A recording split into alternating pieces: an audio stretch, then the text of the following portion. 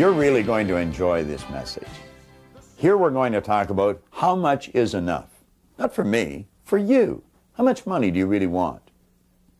We're going to be introduced to a very special friend of mine, a great speaker and quite a result-oriented guy, Paul Hutsey from Pittsburgh, Kansas.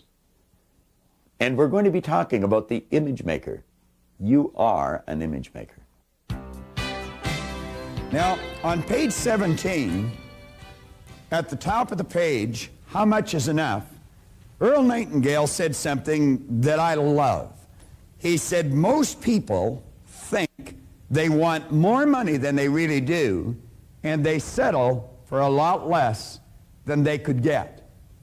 I think probably many of you were born with the very same idea I was, or raised with it anyway, that if you're going to earn any money, you're going to have to work really hard.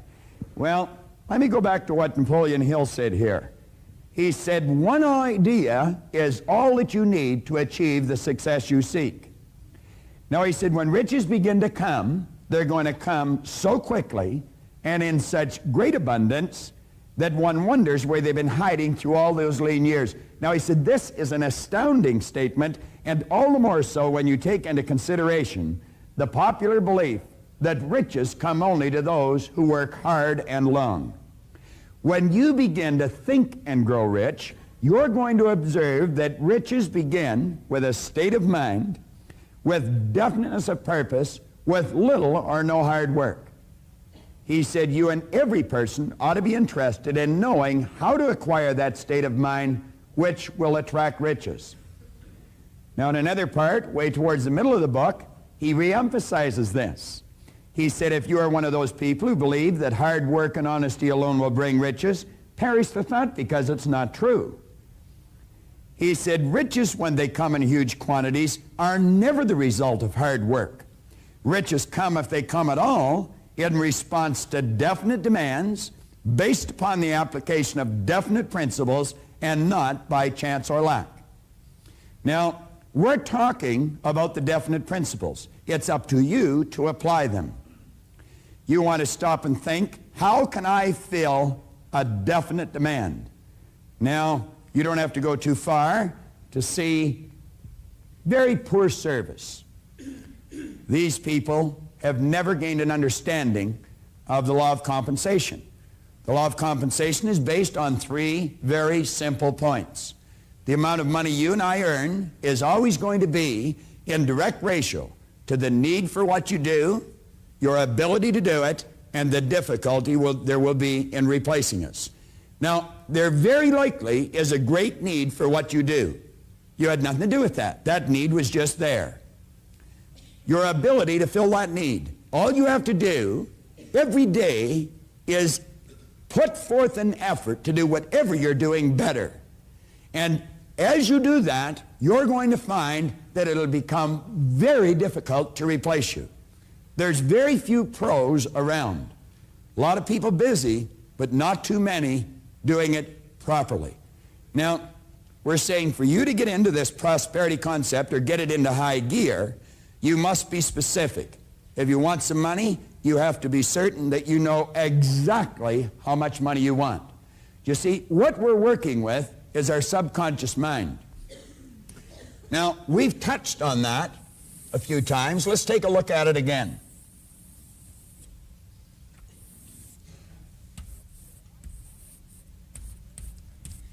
It's the ideas that have been programmed into our subconscious mind through repetition that is forming the conditioning that is there now.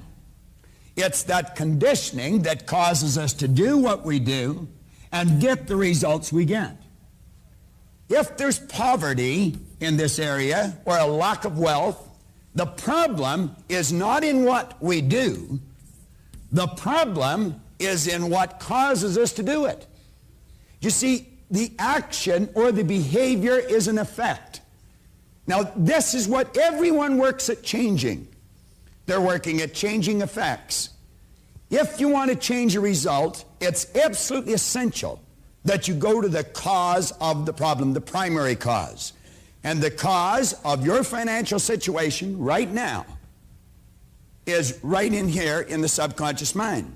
Now, what we must do is consciously choose, think, and build an idea of the prosperity that we're looking for here in our consciousness. Then we have to get emotionally involved in that idea. Now, people without money would have a difficult time accepting this. I have never met anyone with money that had a difficult time accepting this.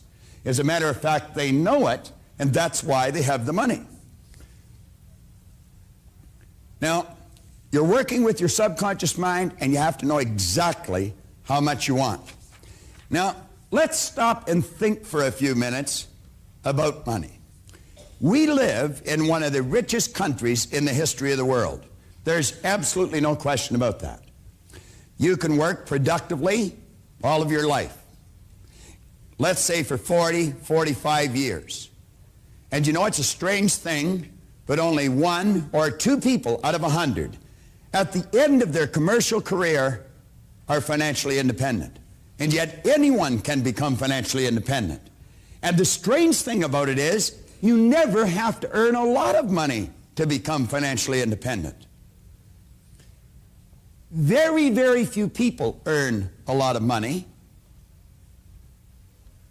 There is 0.453% of the population that are earning $100,000 a year or more. Less than 1/2 of 1% earn $100,000 a year or more. Now that's shocking to the average person's mind.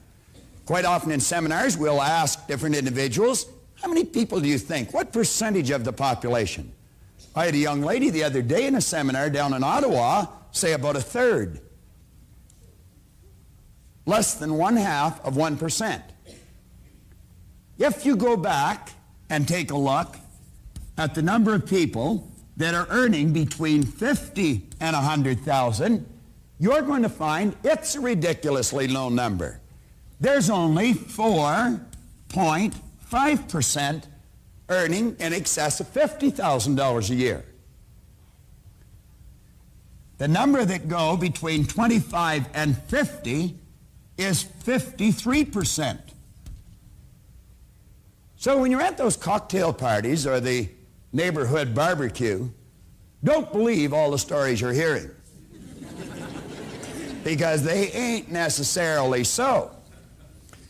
Now let's think of this. Do we have anybody here that's 20 years old? 21? Andy, let me ask you a question. Do you want to stand up for a moment? Andy, how many ways, let me shake your hand first. How you doing, Andy? Good. I'm doing wonderful. Andy, how many ways do you think there are to earn money? Hundreds. Well, you know, it's written in the book that there's only 2. Just 2 ways. Now, that's a little shocking to most people. I had a young man the other day say 1 way. He was really close. There's 2 ways. One is people at work, and the other is money at work. They're the only 2 ways that you have to earn money. Do you work, Andy? Yes, I do. You do. Do you spend one of those each week? Very easily. Very easily. What we're looking at here is a $20 bill. Andy, when you got up this morning, did you sit on the side of the bed and think, I wonder if I'll get dressed today? No, I didn't. Just automatically got dressed, didn't you? Yes, I did. That's a habit, all right? That's something we do without giving any conscious thought to it. Andy, let's suppose you took one of these $20 bills and set it aside each week. Just fold it up and set it aside. And you did that for 50 weeks. You have 50 20s. How much money would you have? $1,000. $1,000. Now, Andy, if you did that for 50 weeks, you'd have probably formed the habit of doing it. Would you agree with that? Yes, I would. Habits are hard to break, aren't they? Yes, they are. And if you kept doing it every year for 40 years, how much would you have? $40,000. $40,000. That's right. That's if you just left it sitting there. However, if you found someone that really understood how to find gainful employment for that $20 bill, and you give it to them to put to work for you, then you've got two ways going for you. You're working, Andy, and so is your 20. Do you know at the end of 40 years, you wouldn't have 40,000, Andy. You know how much you'd have? No, I don't. What do you think you might have? So a couple $100,000? A couple of $100,000. If they only found gainful employment at 10%, you'd have $450,000. Yet all you've ever done is set aside $20 a week. If they found gainful employment for it at 12%, Andy, you wouldn't have $450,000, you'd have $850,000. And if they found gainful employment for this $20 bill at 14%, and there's many people around that can help you do that today, you'd have $1,520,000, Andy. And all you've ever done is set aside $20 a week. And you'd have $1.5 million working for you. Now, there's less than 0.5% of the population of your country that are earning in excess of $100,000 if you never spent the $150,000 or the $1.5 million. If you just left it sitting there, Andy, do you know that it would earn for you between $150,000 and $200,000 a year? And you'd still have your $1.5 million. I would imagine you could probably get by on that for a while, couldn't you? If I had to. Yeah. Thanks, Andy. And all Andy's ever done is set aside $20 a week. Do you know if Andy worked on chips at McDonald's and never got promoted, he could become a millionaire? So do you see, the classical error that most people make is if you want to be a millionaire, you have to earn a lot of money. And of course, that's not true. If you want to be a millionaire, you have to have a plan to be a millionaire. And that's all you need. You just have to make up your mind you're going to become. How many of you would like to be millionaires? Be honest. Let me see a show of hands. Everybody's hands up. How about you? Would you like to be a millionaire? You know you can. All you have to do is set aside one of those each week. Give it to someone who really understands money. Now, I would be the wrong guy to give it to. If you have any doubt about this, you just ask my wife. You see, John was mentioning his goal was to earn more money than his wife could spend. I set that goal quite a while ago, and my wife said she was up to the challenge. Why aren't there more people become millionaires? Do you think it's possibly because they're not in the habit of setting one of those aside? What would you say a habit was? We said a habit was an idea that was fixed here in our subconscious mind with respect to money. Now, if there's such a small number of people make it, they must have a habit in their subconscious mind with respect to money, but I would say it's a bad habit. But you know, through conscious choice, we can form a good habit. We can renew the mind. And you only have to discipline yourself for a very, very short period of time. Now, do you know there's many people that'll tell you they can't save any money because they're in debt? Well, if you want to use that as an excuse, go ahead. But in my books, it's a poor one. You can be in debt and still put money to work for you. As a matter of fact, if there's only two ways of earning money, it would be an excellent idea to get both ways working, especially if you're in debt. Now, take a look at page 18. If you find the task of getting your financial world in good order for this exciting journey is something that you're just not able to do, I would strongly suggest that you seek professional assistance. Now, this is something that all wealthy people do. Now, let's go back and take a look here again. John, in the last lesson, encouraged you to be very honest, take stock where you're at. I'm suggesting you decide exactly where you want to go or the star that you want to hit. Now, all we need to get from here to here is a plan and then follow it.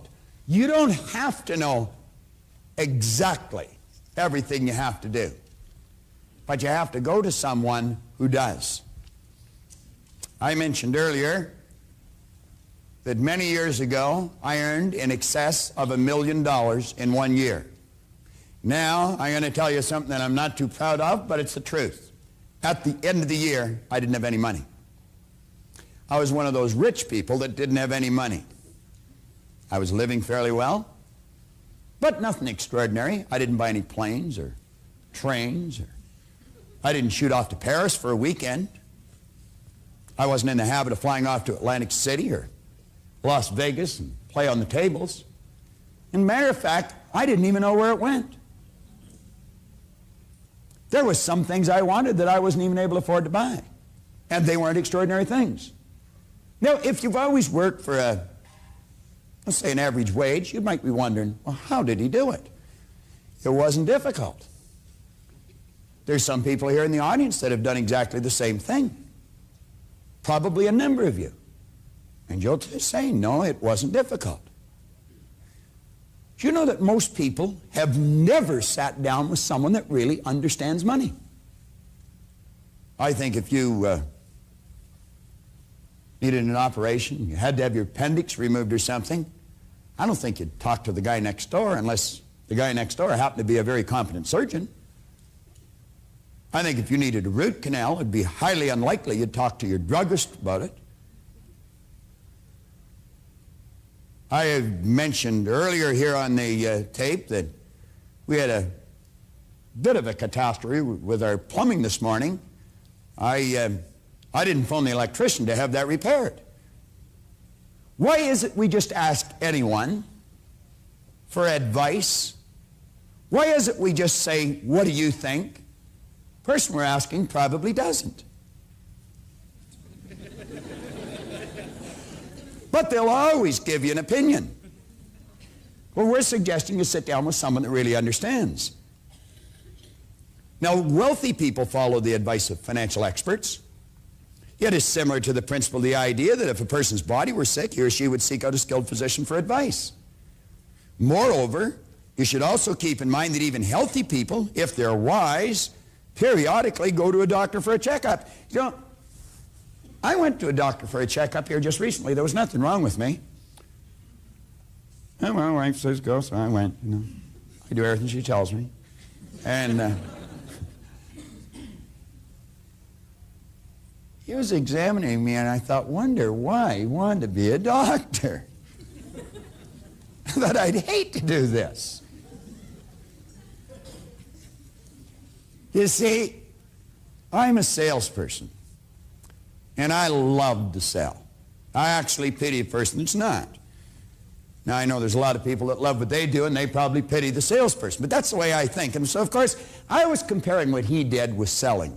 And I thought I'd much rather sell.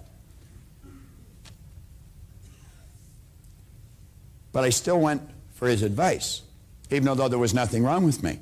Now, I want you to think about this. You don't have to be sick to get better. Come down to the middle of page 18. We say it's already been brought to your attention that very few people ever develop real expertise in the area of serious financial planning. They just don't do it. Therefore, we should seek out a competent financial counselor. Now, if you are not on the road to financial independence, this is probably why. There's three categories that people generally fall into. Number one, they're in a deficit position. That means there's more going out than there is coming in. They're in debt. Number two, they're in a break-even position. Everything that comes in goes back out. Number three, they're in a surplus position. They have more coming in than what is going out. Now, you know, you could be in any one of those three positions, and it might still be wise to sit down with someone who really understands money. And you know, that takes some studying. As a matter of fact, it takes a lot of studying. It's a full-time job. It's not something you're going to do on a part-time basis. You got to be as sharp as a tack, and I'm going to suggest that you have to have the left hemisphere of your brain fairly highly developed, because it's quite a technical task. And of course, I operate from the right hemisphere of my brain. Someone once told me I was a bihemispherical paraplegic, and I'm inclined to agree with them. I just operate from about half of my brain. That's the conceptual side. The other side is kind of useless. Now, a person that's in the deficit position could form the opinion, and it would be tragic, that all they have to do is get more money coming in and that would solve their problem. However, if they're in the habit, if they've got a habit, now think of this, of spending more than they earn, would bringing in more solve their problem? No, of course not. If a person was in a break-even position, if they were in the habit of spending everything they earn, would bringing in more money solve their problem? No. Well, maybe the person should change a habit. Maybe the person should change the way they think. Maybe they should change the source of their advice. How many of you would really like to become financially independent? Be honest. Ask yourself, do you really want to change your financial position? Now, I'm going to give you a formula that the masses use, and because they use it, they end up broke. It's a simple formula. There's nothing complicated about it.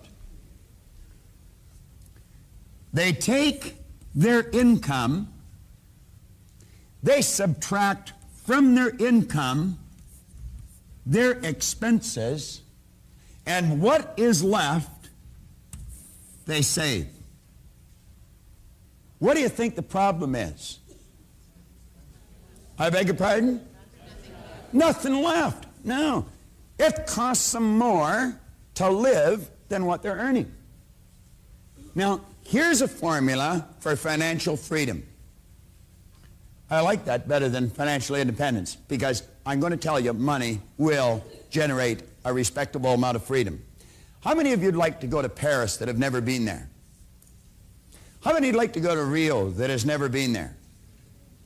How many would like to go to Madrid, never been there? All you need is a few bucks.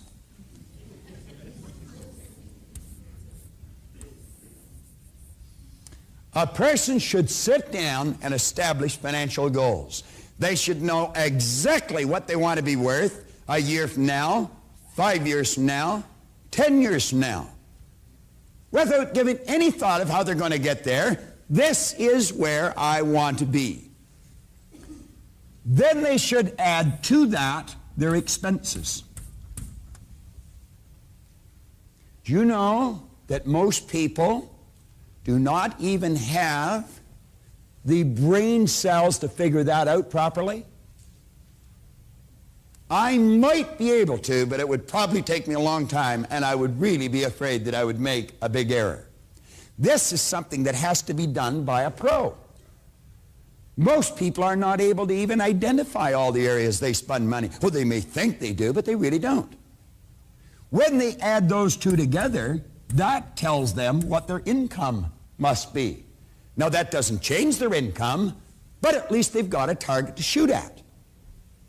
Now, if you want to become financially independent, sit down and decide exactly what you want.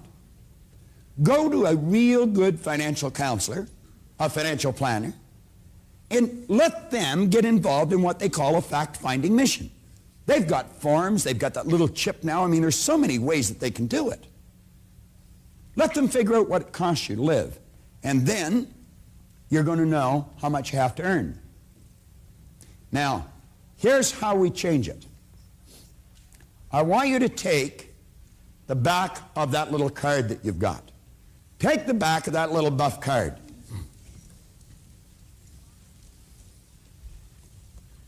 draw a box on it like that.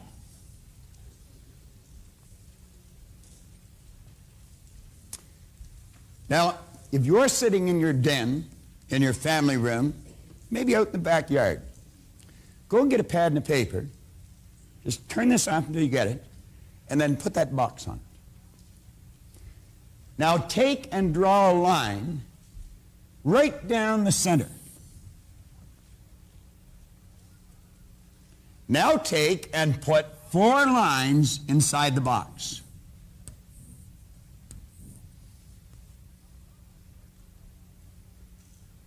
Now above the first set of boxes, write an M. Above the last one, put an F. Put a T beside the M and a T beside the F. Put a W in the center. Now we've created a week's calendar. I like to do it a little different. Now, what we're going to do now is take and change it into mornings and afternoons. AM. Let's loosen this up a bit. You repeat this after me as you write it in. Come on. AM. AM. Come on, only about a half. You're doing it. Right? What'd John say? The more you put in, the more you get out. Come on. AM. AM. AM. No, you see, I started ahead of you, so I'm usually a millisecond ahead of the mass. All right. Now, let's take the other boxes and put in PM. Come on. PM, PM, PM, PM, PM. There, we all finished at the same time. You learn quick. All right. Now, let's stop and look at what the average person does. They go out and they work Monday morning, Monday afternoon, Tuesday morning, Tuesday afternoon, Wednesday morning, Wednesday afternoon, Thursday morning, Thursday afternoon, Friday morning, Friday afternoon, and they earn, let's say, $35,000 a year, and they give it all to someone else. Every cent of it. They give it to the mortgage company, they give it to the grocery store company, they give it to the leasing company, they give it to the gas station company, they give it to the dry cleaning company.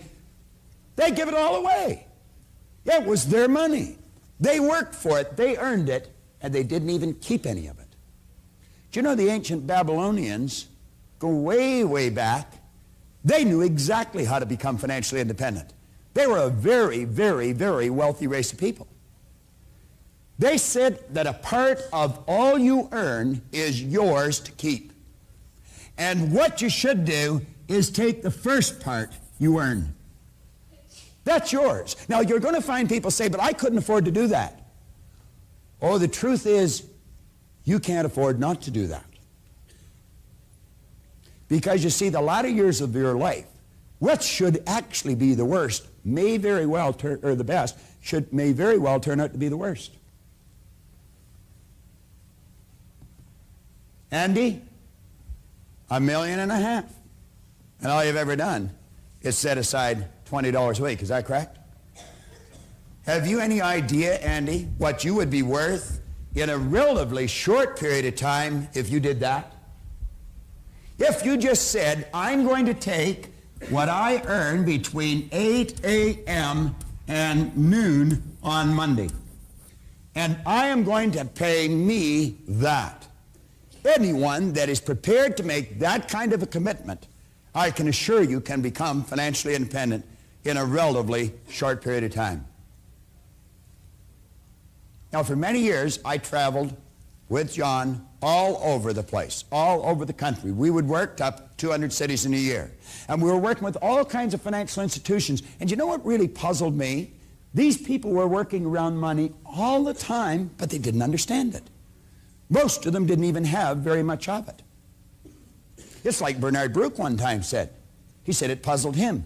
People on Wall Street worked around money all their life, and yet they didn't understand it. They thought they were excited because they were earning money. The truth is they were earning the money because they got excited. There's a story of Pat and John in the Born Rich book. Pat and John are friends of mine. Here about 6 years ago, 5 years ago, 6 years ago, I guess, just around this time of year, it was around the beginning of November, We got together and we sat down in the Prince Hotel. It was obvious to me that they were not a very happy couple, and they weren't. And it was obvious why. They had never sat down and taken one of these gold cards and written on it what they wanted. They were locked in that particular morning to a very negative polarity. I was locked into a very positive one. I was not about to move. And I said to them, John, what's something you really want? He thought I was being ridiculous, and he says, Pat and I'd like to have our own house. I said, then go and get it. Well, he said, we can't. Well, I said, why not? Well, he said, we haven't got any money. I said, John, you don't need any money. Now, some of you would think that's sort of a ridiculous statement. They certainly did. They said, what do you mean we don't need any money? I said, well, you haven't made a decision to buy the house. What do you need the money for? And you know, that's why most people never make a decision to live the way they want to live, because they haven't got the money. Then the truth is they don't need the money until they make the decision to do whatever they're going to do. I said, you want to be in the house before Christmas? I took the calendar, and right across the 18th of December, I said, moving. Now, I said, you just think of how to get that house, not why you can't. I said, I'd be a poor guy to talk to from this point on, because I don't have a real spectacular record in the area of real estate. But I said, I know a lady that does. She worked at Harvey Callis Real Estate just up around the corner from the Prince Hotel in Toronto. Her name is Natalie Kopman, Natalie Wasserman now. I was just at Natalie's wedding last week. I said, Natalie, I got a couple of live ones over here for you. They want to buy a house and they haven't got any money. And I remember her saying, oh, great. But at any rate, she came around, and I said, Natalie, John and Pat have an image in here of the kind of house they want. I want you to listen carefully to them until you get the image in your mind of the kind of house they want. Go out and find it and come back and tell them how much they need to put down on that house. And I said, it'll probably turn out to be an awful lot less than what they thought. They thought it cost lots of money. They didn't know how much lots was. The very day that I had marked on their calendar, the 18th of December, they moved in to number 7 Bard's Walkway in Willowdale, Ontario. They lived in that house for a couple of years, and they sold it for a handsome profit. And the lady that bought the house is here today. Stand up for a minute, Vera. Vera Kozel bought that house. Is that correct, Vera? Yes. Thank you, Vera. Vera lived in it for some time, and she sold it for a respectable profit. I'm only going back 5, 6 years. The lady that bought it lived in it for a while, and on the 15th of September, my own son and his wife bought it. That's right. Is that right, Leslie? Brian, stand up for a minute. Am I right or wrong? Now, how old are you, Leslie? 23. Brian? 26. 26. I keep forgetting. All right. Reminds me how old I am. Here he is, 26 years old. Where did I say I was when I was 26? I didn't even know the war was over. I didn't. But I never had very good information running around my head. You see, that's not the first house they've bought. That's the second house they've bought. They've got the first one rented, and now they're living in the second one. And yet they're only 26 and 23. You telling me you can't make it? Here's a kid here from Burlington, Canada. The Barry Banner Advance. Little town just north of Toronto. City, not a little town at all. Overcome procrastination, earn $1 million. Earning $1 million before the age of 30 is passé. Tim Krochuk told Barry North Collegiate students how to earn it before they're 20. All you need is a winning attitude and the ability to overcome procrastination and intimidation. A 19-year-old student from Burlington, Ontario. It's a combination which has earned him a net worth of $1.5 million. An audible gasp escaped from the audience of more than 75 students at North when Krochuk revealed what he was worth. He said, there's no trick to having a winning attitude. It's all in the way you think. He said, this stuff, although it sounds really hokey, it works. This kid had his first business when he was 12 years old in grade 7. He's had 8 cents, 4 of which is still in operation. You think you can't? That kid started when he was 12. Brian and Leslie just bought their second house, 26 and 23. I was trying to figure out where to get the rent. And I'm going to tell you, on more than one occasion, I never got it, so they put a lock on the door. I'm not going to ask you how many of you that's happened to, but it's happened to me, and it happened more than once. Didn't even know how to do that. I met someone that really understands money, and I married her. And when we came back to Toronto, I said, you know what we're going to do? We're going to originate an idea, and we're going to start a company so that the people that go through the seminars will be able to have a choice of going and getting competent financial advice. And you know that thousands of people have gone through that company. Now, Linda operated that company. The first couple that went through there were getting married in 9 months. I'm going back about 8 years. One said they couldn't save money, and the other one said they couldn't save their soul. Nino, you know this couple. With a proper plan, they had enough money to put a down payment on a house and buy all the appliances for that house 9 months later when they got married.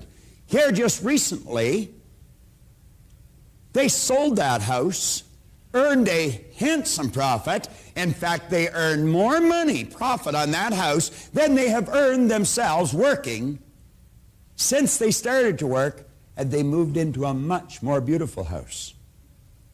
Now, if you're not making the headway you want, for goodness sake, go get some advice. Now, you go back on page 19. And as you take a look in this book, again, if you're sitting in your family room or you're sitting out in the back porch, on page 19, write in a date that you're going to have an appointment with a competent financial planner.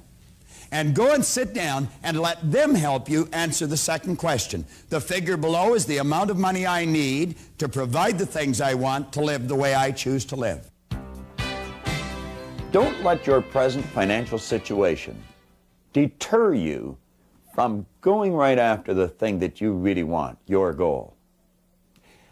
I want to introduce you now to a couple that I've just referred to in the seminar who thought they couldn't go after what they wanted because it would cost lots of money. But with the proper advice, they got exactly what they were after. They're a couple of very dear friends of mine, Pat and John Swan. We met Bob early that day. I remember it very distinctly. It was at the Prince Hotel in Toronto. We were to meet him at 7 o'clock in the morning. And the whole purpose of the meeting was to find out what we really wanted. We didn't know at that point, but we knew we wanted something. And I remember meeting him, and he looked directly at John and said, "What is it you sincerely want? What do you want more than anything?" And John just looked at him and I sat there and I thought, we'd been discussing this for a couple of hours. I sat there and I thought for a couple of minutes and I said, "Bob, I really want Pat and I and Tony to have our own house for Christmas, 1982. And this was early November. And that's what I wanted, and it scared me. We hadn't done real well financially up until that point. We were living in a basement apartment, and the idea of owning our own home before Christmas was what I really wanted. But I didn't know how to do it. I didn't know what I needed to do it. I didn't know where I was going to get the money. I had never bought a house before. I didn't know even who I had to contact as far as a lawyer or a real estate person or anybody that I needed to help me get this house. not only that, John, we didn't even know how much money we needed. We didn't have a clue. We just thought it was astronomical, and we sort of discounted it, put it out of our minds. And that's when Bob sat there and looked at us and he said, well, what you have to do is put together a plan. And with that, he reached down and he moved his coffee cup off the placemat, and he picked up this placemat. And I still have it. I'm not a collector, but I still have it because it... You got to look at this. It's great. It says the Prince Hotel down there.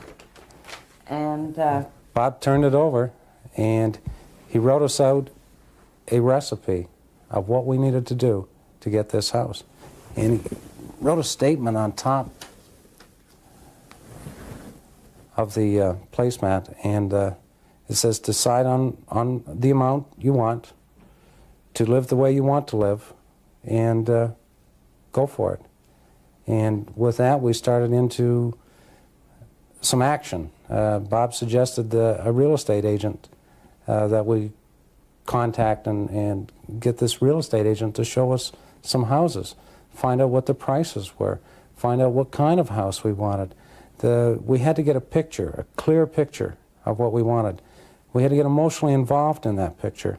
It was something that was, it was such a big idea for us at that time. It scared us.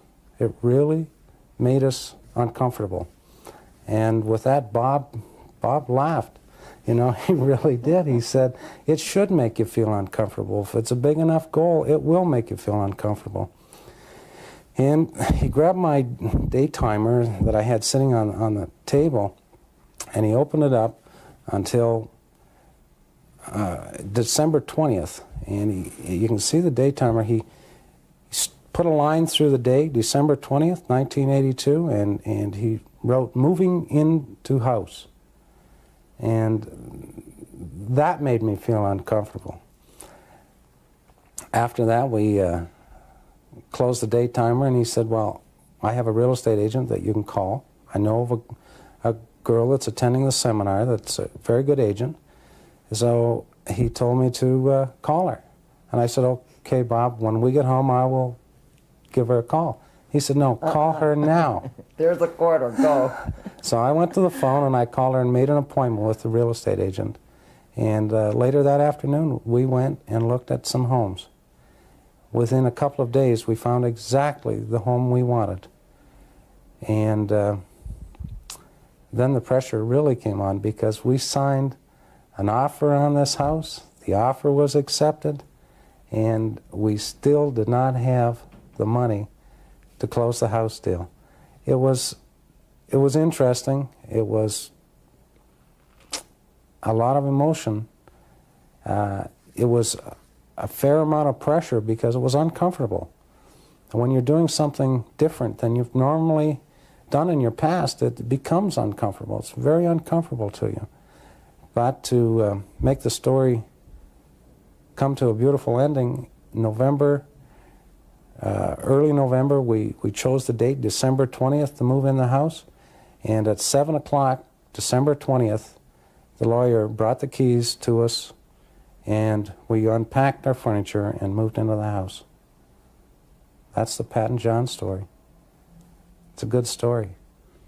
It's true. Think of how the proper advice changed the direction of John and Pat Swanton's life. In your action planner on page 19, we suggest here, I will have an appointment with a competent financial planner, write in a date, and go and get the proper advice. Most of us need help in this area. I've often openly admitted it's not an expertise that I possess. Most people don't. Do what Pat and John did. Get the proper advice in this important area. Make your decision right now before you go any further. Put a date and act on it. We started out this morning talking about the idea or the fact that when we think in pictures. A picture can very well be called an image on the screen of the mind. Now, there's an entire chapter in Born Rich called The Image Maker. And that's what you are, and that's what I am. Let's give John a welcome. He's going to take us through the first part of The Image Maker.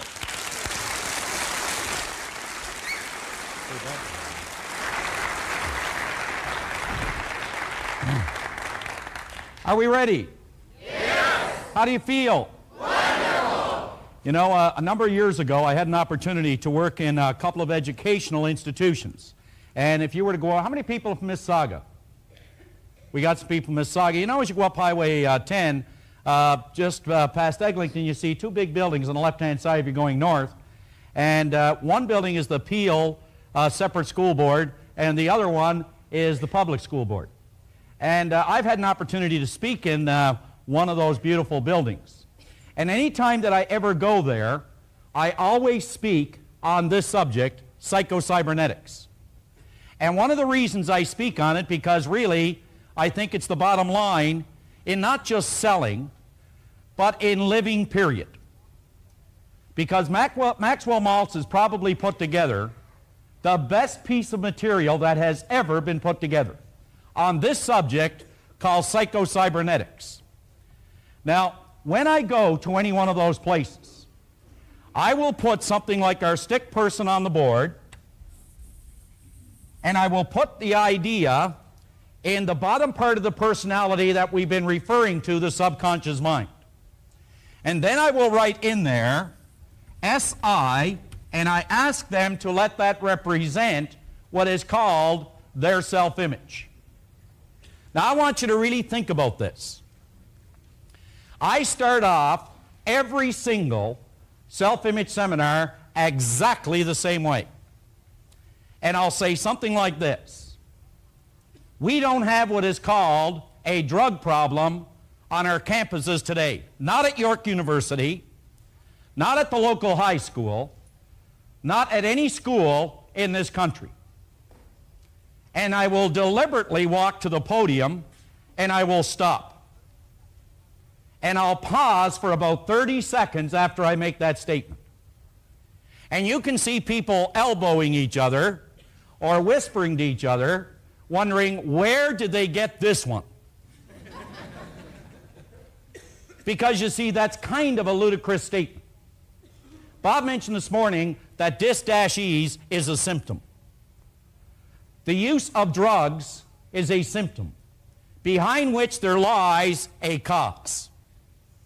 Because we don't have, as Maltz mentioned, we don't have a drug problem, we don't have a drinking problem, we don't have a financial problem, we don't have a relationship problem, and we don't have, you could say, a productivity problem.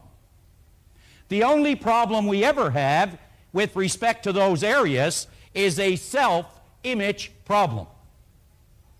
Now put your thinking cap on and examine this idea. I started off this morning and I said this. You can take anything that I'm going to say, or Bob, and you can reject it. You can do that. Or you can take the information and you can accept it. You can do that. Or you can just neglect it. And I said, don't accept, don't reject, and don't neglect what you hear. But I mentioned that only a fool would not take an idea. Kick that idea around to see if it would change, alter, and or improve the end result for a happier, healthier, more productive life. You see, if there was one thing that I ever wanted to get across to my kids or to you, is that our self-image, it sets the boundaries of performance in your life and in mine. We cannot outperform our self-image. We will never do it. Whether it's weight, and Bob will go over this in detail, whether it's income, whether it's relationships, no matter what it happens to be, our image is the governor that sets the boundaries of performance in each and every area of our life. Our image. Now think about this. I want you to imagine for a moment, I want you to go way back to when Socrates was teaching. Now Socrates taught much, but he wrote very little. Plato took what he learned from Socrates and he put it into words, and we were all the benefactors of the work of Socrates. So Socrates decided that he was going to try to use an analogy to teach people something about this governor, about this concept, about this belief system, this idea, this image of self, and how it controls all the performance in each person's life. And this is the way he was able to do it. He said, I want you to imagine all these prisoners in an underground den.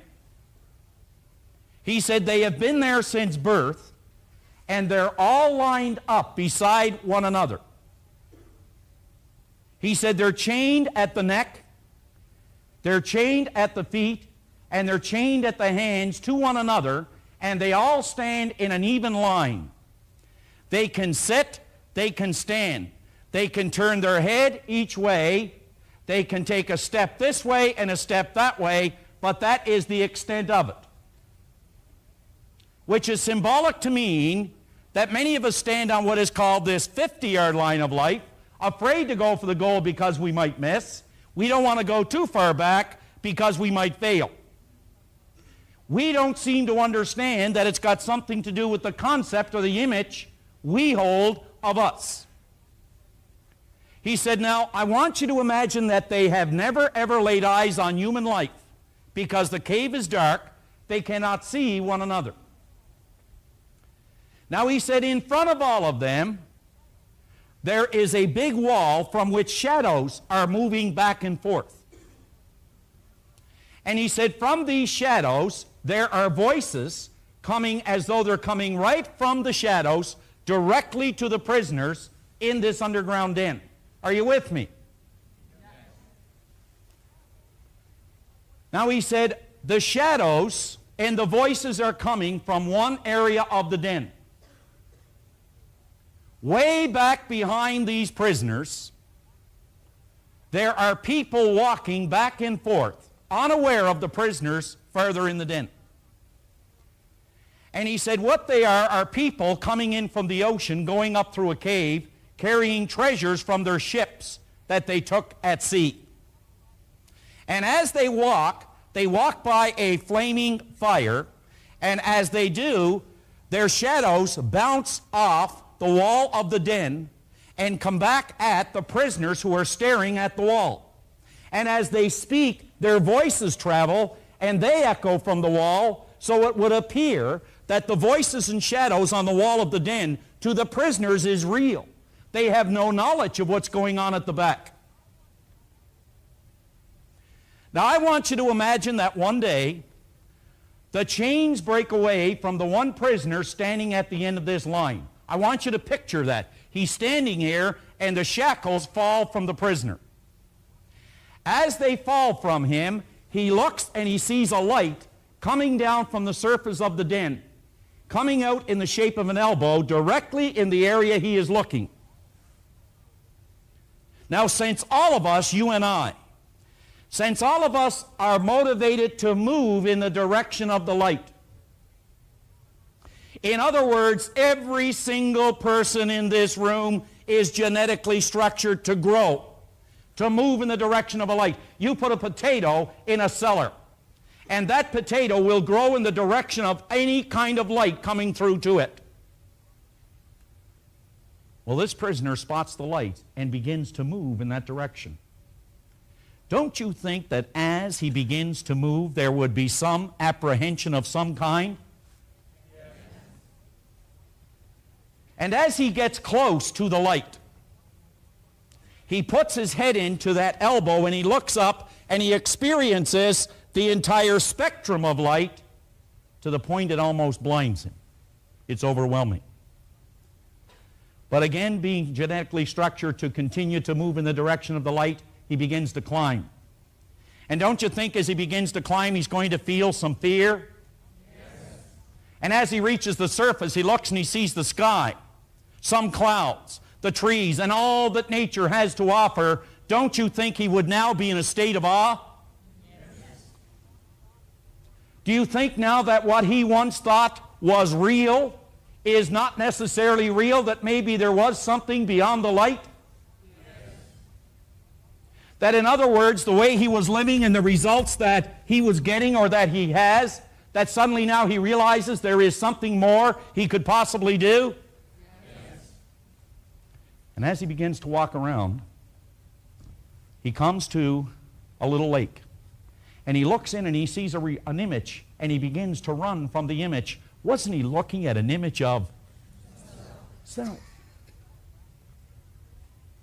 And as he backtracks, he stands at the den and he can hear the prisoners yell, "Return, we'll offer you rewards to tell us what you found beyond the den." Do you think he'd care for such honors?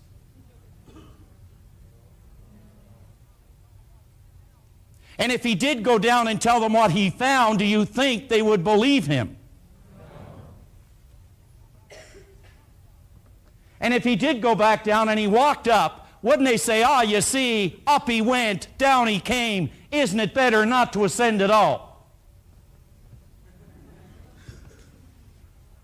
You see, the real danger is you will never get from the underground den or escape from a prison unless you recognize you're in one. And many of us are like prisoners living in an underground den. And the moment that we begin to attempt to even see ourselves as we would rather, or as we could, or as we want to be, keep in mind we are forever going to be pulled, grabbed, held onto as a hostage by the prisoners in the underground den. By the prisoners in an underground den. Something quickly that I had on here and it's disappeared. Way over in Africa, they take a little beast when it's brand new. It's called an elephant. And they take this little elephant, they put a chain around its leg. And they take this 3-foot chain and they put it on a little stake and they put it in the ground. And you know, for days and days, this little guy, he begins to pull and pull against the stake and chain, but he's too weak at that time to dislodge it. He tries and he tries and he tries for days and days and days, but soon he gives up because he's too weak to pull the chain. Do you know, folks, years and years later, when this beast is fully grown, capable of pulling loaded railway cars, capable of pulling 10 times its own weight, at the end of a working day, they will take him, put the chain around his ankle, put it on that little 3-foot chain onto the stake in the ground. Something that he could pull out at a moment's notice. But he continues to hang on to that chain. He will not move. The only thing that might move the elephant is fire. He will actually stay until he starves to death. What is really holding the elephant? Conditioning? Well, you see, an elephant doesn't have a self-image. But here's the most interesting thing you can learn from what Bob is going to take you through. There isn't a person in this room that was born with a self-image. I think that in that book, one of the, I guess you could say, the greatest point of awareness, that when I read this, was one thing, that I wasn't born with a self-image. But nobody that I've ever met can explain how to alter it like Proctor can. Well, like Proctor can. So at the very top of this page, which is page 21, the ideas contained in this chapter could very well be the breakthrough for you, because image making, once we get a firm grip on it, is a truly dynamic idea. Now believe me, I want to emphasize this. I don't know any one lesson or any half hour or 20 minutes that can alter or effectively alter your life like the one that you're going to experience right now. I want to suggest right at this moment that you'll listen to the cassette and read the chapter over a few times. I would suggest that anybody who would just take this one tape from this chapter and take the book, and if they just exercised it for an entire month, things would never be the same again. What is it Goethe, the great German philosopher, said time and time again? He said, before we can do something or anything, we must first be something. You see, the great conflict is in what you want to be versus what you want to, what you are versus what you want to be. As you are is not how you must remain. What you be, what you want to become, that's what we're working on. So before we can do something, we must first be something. Most people live and die and never fully understand the power of image making. Understand that we are relating this idea to money in this particular chapter and to other areas, as you'll see when we get into it. But I want you to know that once you fully understand the image making concept, you can effectively use it for whatever good that you desire. For whatever good that you desire. You know, the change in relationships alone will absolutely stagger you. Will absolutely stagger you. The way you feel about you, the insensitive comments that you may get, you know, they'll hit you and they'll just rebound off you like water off a fish, because you'll have an understanding now that you're in control. Not the comment. Not the person that's making it. You'll be in control. It says the knowledge of image making eliminates competition from your life. Think about this. Professionals create, amateurs compete. Professionals create, amateurs compete. The whole idea here is a simple one. In conflict, you have two choices. You have a choice to defend yourself, or you have a choice to learn in the conflict. If you make the choice to defend yourself, you're going to try to protect yourself. If you protect yourself, you're going to blame someone. And if you blame someone, you're going to miss all the joy that could be yours. But if you take the attitude to learn, you're going to make it. One last statement, and then I want to bring Bob back on. The Spanish distiller at the bottom of the page, just draw a circle around it, because you see, you're either a prisoner in the underground den or you're on the surface enjoying all the greatness, all the goodness, and all the joy that is your birthright. The good life then is expensive. There's another way to live that doesn't cost much, but it isn't any good. It isn't any good. So let's get the all level of energy up again and bring on Robert.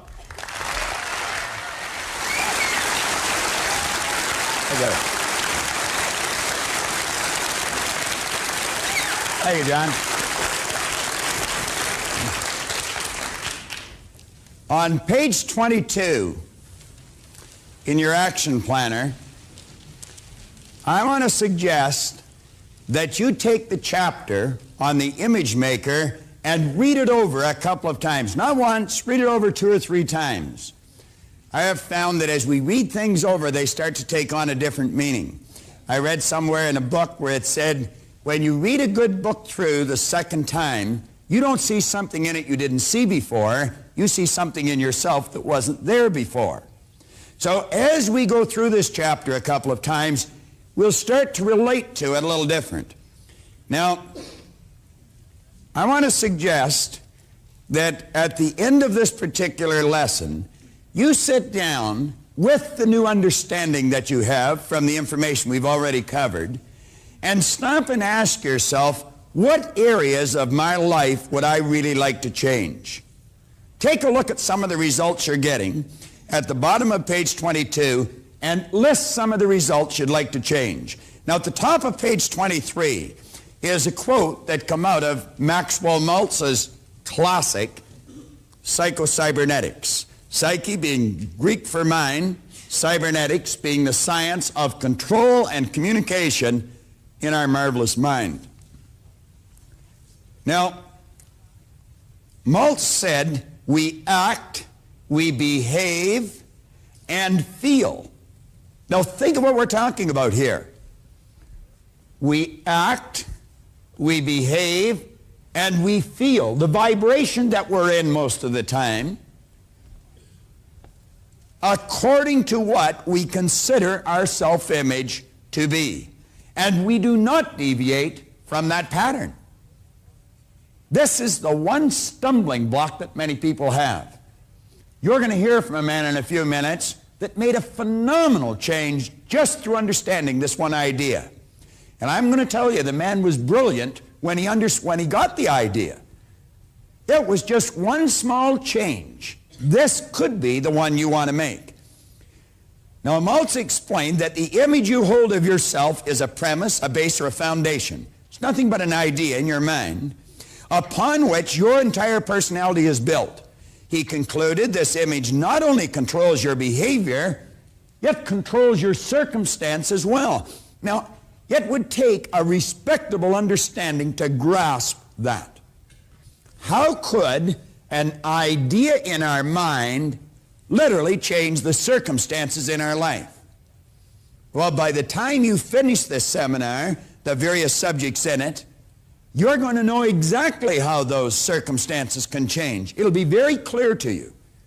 But I can assure you, you alter this image in your mind that John was talking about.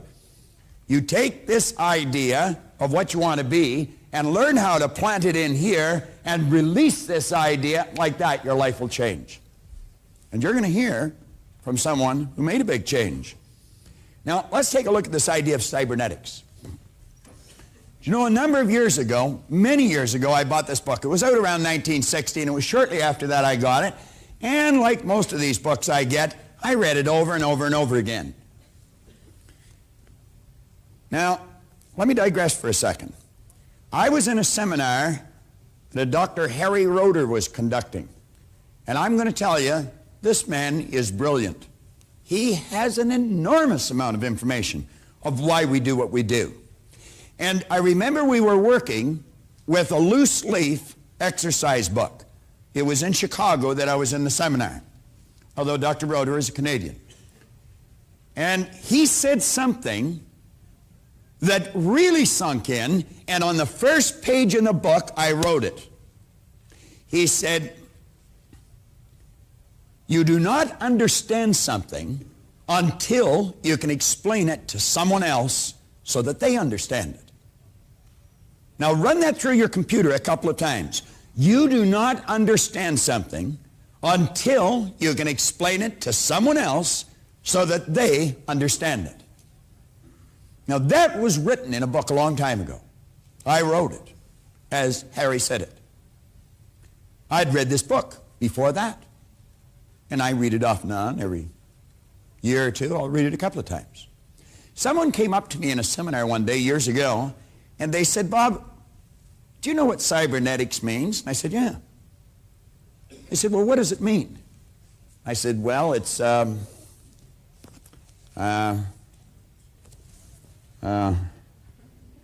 all I could see was the front page of that book where Dr. Roeder said, you do not understand something until you can explain it to someone else so that they understand. And I didn't know how to explain it.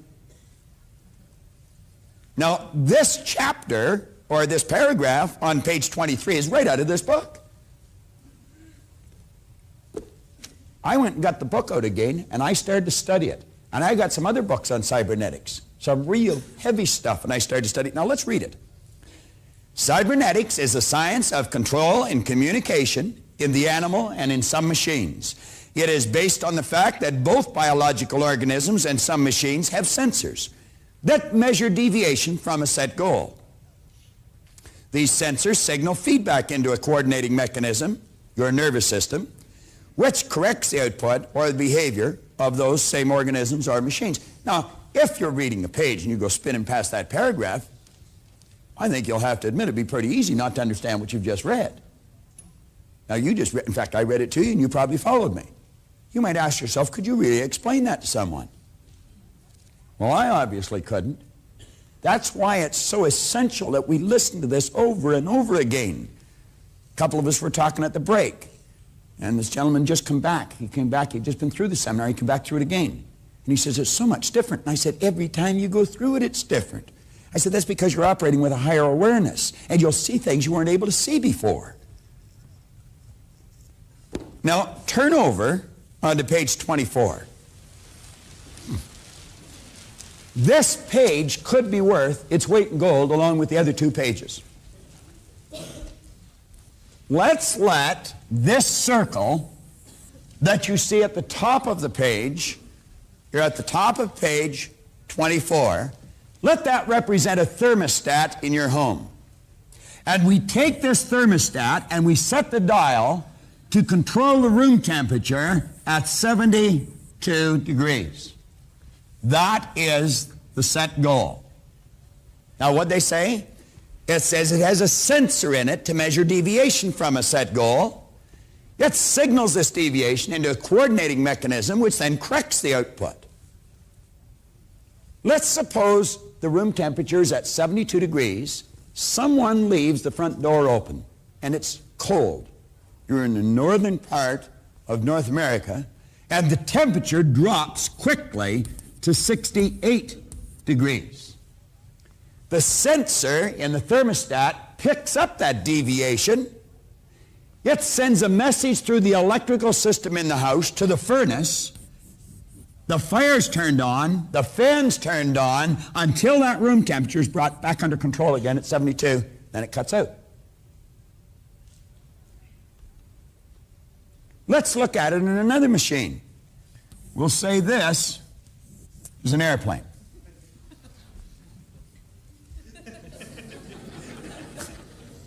Well, that wasn't nice. I'll bet you couldn't draw it any better. It's quite obvious I haven't majored in art. Like the guy said he majored in the minors. All right. Now, this airplane, let's suppose it leaves Pearson International Airport in Toronto, and it's going to LAX or Los Angeles in California. When the pilot leaves the vicinity of the international airport here in Toronto, the pilot sets a cybernetic mechanism. That's called an automatic pilot. Then you see the guy with the 4 stripes wandering down the plane, and how are you today, sir? You having a nice trip? Enjoying yourself, ma'am? I used to sit there and I think, why doesn't he get back in that room up front? I didn't feel particularly comfortable screaming through the sky at that height, and the guy that's in charge of the ship wandering around, inquiring as to the state of my health. But I would feel much healthier if I didn't see you wandering around this plane. But it didn't make any difference. He could have come back and sat with us. That plane was under control. It had an automatic pilot, a cybernetic mechanism. Now, let's suppose that airplane got hit with some unexpected turbulence, and bang, it got knocked off course. The automatic pilot would pick up the deviation from the set goal. If it didn't, this thing might end up somewhere down around Juarez, Mexico. It signals a message through the electrical system in the airplane. The wings are changed. The engine thrust is changed, and that plane is brought right back under control again. Now come down and take a look at these two people on page 24. We'll just draw one. This person has an image in their mind. I'll use a concept that we could all relate to. Let's suppose this person's a salesperson or they're a student. You could use either one. Let's suppose the salesperson sells $1 million worth of their product or service every year. Do you know large sales organizations can pretty well tell you what their sales force is going to write at the beginning of the year? If they have a contest and they send them off to some exotic place on a trip for writing so much business, and they name where they're going to go today, and they're not going to go for a year, do you know that they can book the seats on the plane now? They know exactly how many rooms that they're going to rent. That's because people very rarely deviate from their set objective. They're locked into a habit pattern. Or we could switch this, and let's say it's a student that gets a C average. Now, this salesperson may get a real pep talk in a sales meeting or something. No understanding, just motivation, no education. They get all wound up, and they go out, and in a week, they write $350,000 worth of business. Their self-image picks up the deviation from the set goal, sends it into a coordinating mechanism, the nervous system. A signal is sent, and the behavioral patterns will change, and that person will quit selling until they're back on course again. Now, they may go through a period where they write nothing for a month. Self-image picks up that information, sends a message through the nervous system, the behavioral patterns will change, they'll get up and they'll start selling again. But at the end of the year, they still have written $1 million worth of business. Let's suppose it's a student that's getting a C average. They bring the report card home, parents turn the heat up, turn the TV off, bicycle goes, girlfriends, boyfriends are out of the picture. Rarely put the pressure on the kid. The marks shoot up and they get 100% on a test. Self-image picks up that information, sends a message to the nervous system, the behavioral patterns will change, and pretty soon that child's back on course again. What's causing the problem? It's this image in here. That's what it is. That's not what they want to be, but that's what they are.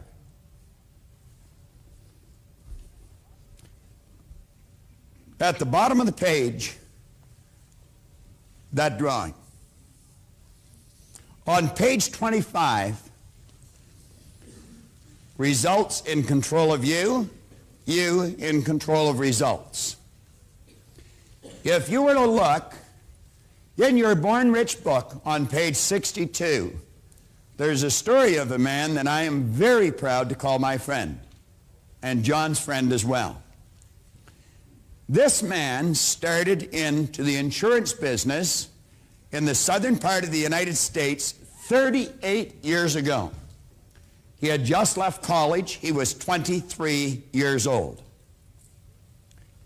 He worked as an agent, a salesperson, for 3 years. Then he moved into management. He held a number of management positions. As a matter of fact, he became the vice president of sales for the states of Kansas, Missouri, Texas, Louisiana, and Mississippi. John and I both did a lot of work for him in that area. And I'm going to tell you, he is a good man. There is just absolutely no question about it. And he is well-liked and respected.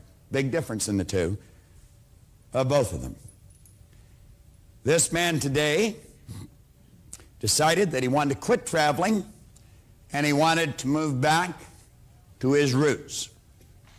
I often ask people in the seminar, how many of you are living in the house you choose to live in? I don't very often get many hands up. This man would be able to hold his hand up because I've been in that house. I've slept there, I've eaten there on a number of occasions.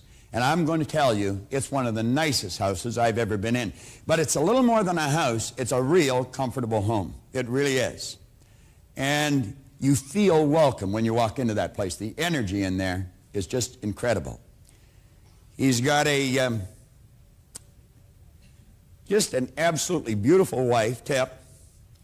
She is really a grand gal. I mean, she is something special. He's not only busy in the sales field, he's got 5 children and 19 grandchildren. You'd almost think the guy was 150, wouldn't you? This beautiful house he owns, he not only sells, he gets involved in some physical labor. It's way back in off the road. And I'm going to tell you, it's beautiful, absolutely beautiful. It's got its own little lake. He decided to brick the driveway. And he was going to put them all in himself. Now, not being too fond of manual labor, I took a look at what he was starting, and I thought, the poor guy's got to need a psychiatrist. You know, I asked him this morning or last night, how many bricks did you lay there? And he said, 55,000. Give you an idea how long the driveway is. It's all his property. He wasn't bricking somebody else's driveway. Some of you will really appreciate the significance of this, and some of you may not. This man lives in a town of 17,000 people, where the average income is below the national poverty level. In spite of that, he has the largest agency in the Prudential Insurance Company of America. He has 60 agents and 8 managers. Now, this is absolutely phenomenal. He operates one of the largest, not one of the, he operates the largest agency, and certainly one of the most successful. He's a man that really believes in what he does. Not a lot of people do. I've met his children. And Janie, his daughter, is the mother of 3 beautiful little kids. She works in the same company Paul works in. She's an agent too. And Joe, his son-in-law, he's an agent in the same company that Paul's in. I like it when I see a person bringing their own family into the same business they're in. It speaks well of what they think of their business. I think of all the things I could say about this man. He's a man of integrity, and you are more than fortunate in meeting him. Believe me, you really are. He's a very special friend of mine and John's, and I phoned him just a little over a week ago, and I said, you know, I've got an idea that it would really add something to this program, because there will be millions of people watching this all over the world. Within a couple of months, this particular seminar that you're sitting in will be on the market in New Zealand, Australia, in England, and in every city in North America. I wanted those people to know this man. But even more than that, I wanted them to hear from the person themselves how a man took the idea on this page and like that, put it to work, and the difference it made in his life. And I'm going to tell you something. You could not consider him a loser when he got this idea by any stretch of the imagination. He's a very special guy. I want you to stand up and really give this man a warm welcome. It's Paul Hutsey from Pittsburgh, Kansas.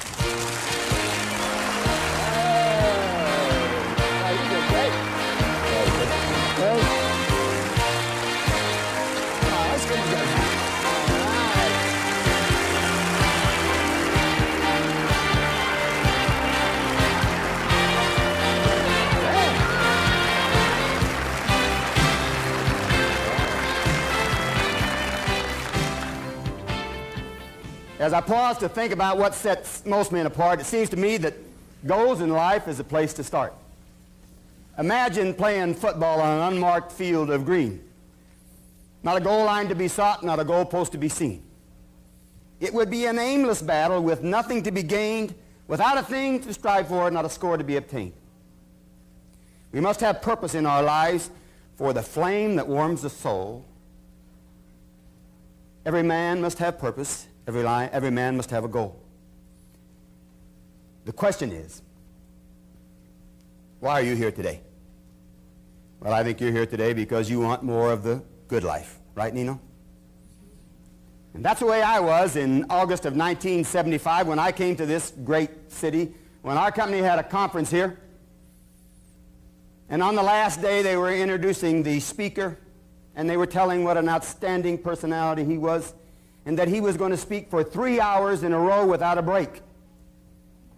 And I leaned over to the guy next to me, and I said, I wish this guy good luck in his next job because he's on his way out of this one. I couldn't imagine anybody talking for 3 hours, and then this red-headed guy run up on this stage and started jumping up and down, and as he began to talk, why, he talked about different ideas. He talked about the way you think. And he talked about the great law. And he talked about the picture of your mind. And as he talked, well, there came a hush over the crowd, and he really mesmerized people for 3 hours. Now, I've heard a lot of speakers, but this man kind of charged me up. And when it was over, I said to him, could you and I have a cup of coffee together? And without a minute hesitation, Heather, he said, yeah. Now, one of the great things about Bob Proctor is that he's a great giver. And sometimes people give you 2 or 3 minutes. But we went off and we sat down and we talked for a long time. And I said to him, you know, some of the things that you said today kind of turned me on. I don't see myself as a loser. And I'm considered to be a good manager. One of the bright ones, they tell me, in the company today. They say I'm a motivator, I'm a good speaker, but things never really seem to happen in my life. Why is that? The things that you're talking about. And he says, I can see very clearly what's wrong with you, and it will only take me about 15 minutes to straighten you up. So he talked for a while. He said, looky, I'm coming to Kansas. This is August. He said, I'm coming to Kansas in October to do some seminars for your company. I'll see you then. I didn't want to wait till October. I said, I want to know about this now. He said, I'm traveling Indiana and Illinois next week. If you want to come with me, come on. So for a whole week, I traveled with him. And there was 8 parts of that seminar, and we did 4 of them that week. And then at night, when everybody else went to home, well, he did the other 4 with me. Now, let me tell you a little bit about how those ideas impacted my life and the lives of people around me and that I've been able to impact. Because I began to see possibilities. I began to see doors instead of walls. That was October when he came to Kansas. My agency at that time was about 180 in a company, and in 2 months we went to 72. And then later that year, why, I was transferred to another district.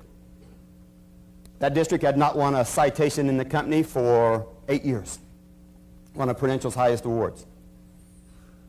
When I got there, we were 163. The first year, using these ideas we're talking about right now, we finished 11 in the company out of 500. And then 9, and then 4.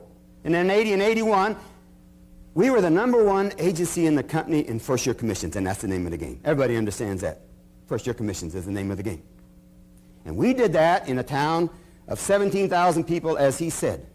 But I've come to understand that it's not where you are that counts, but who you are, Tammy. Now, what's the difference? What was the difference between the Paul Hutsey then and the Paul Hutsey later? Well, I've come to understand this, that there's very little difference in most people. But that little bit of difference is the way you think. And that makes a big difference. You know, William James, a great philosopher, one time said that the greatest discovery of our century is that you can change your life by changing the way you think. So from a practical point of view, from somebody that's on the street like I am, let me tell you about how these ideas that Bob talks about might impact your life and the things that they might do for you. I do some public speaking, do some seminars for companies. I've developed some of my own ideas, laws that I call on, that I share with other people. And let me share some of those with you. First of all, let me talk to you about the law of repetition. And I'm going to go through this real quickly. But I think it's the number of times that you try something that's really going to make the big difference in your life.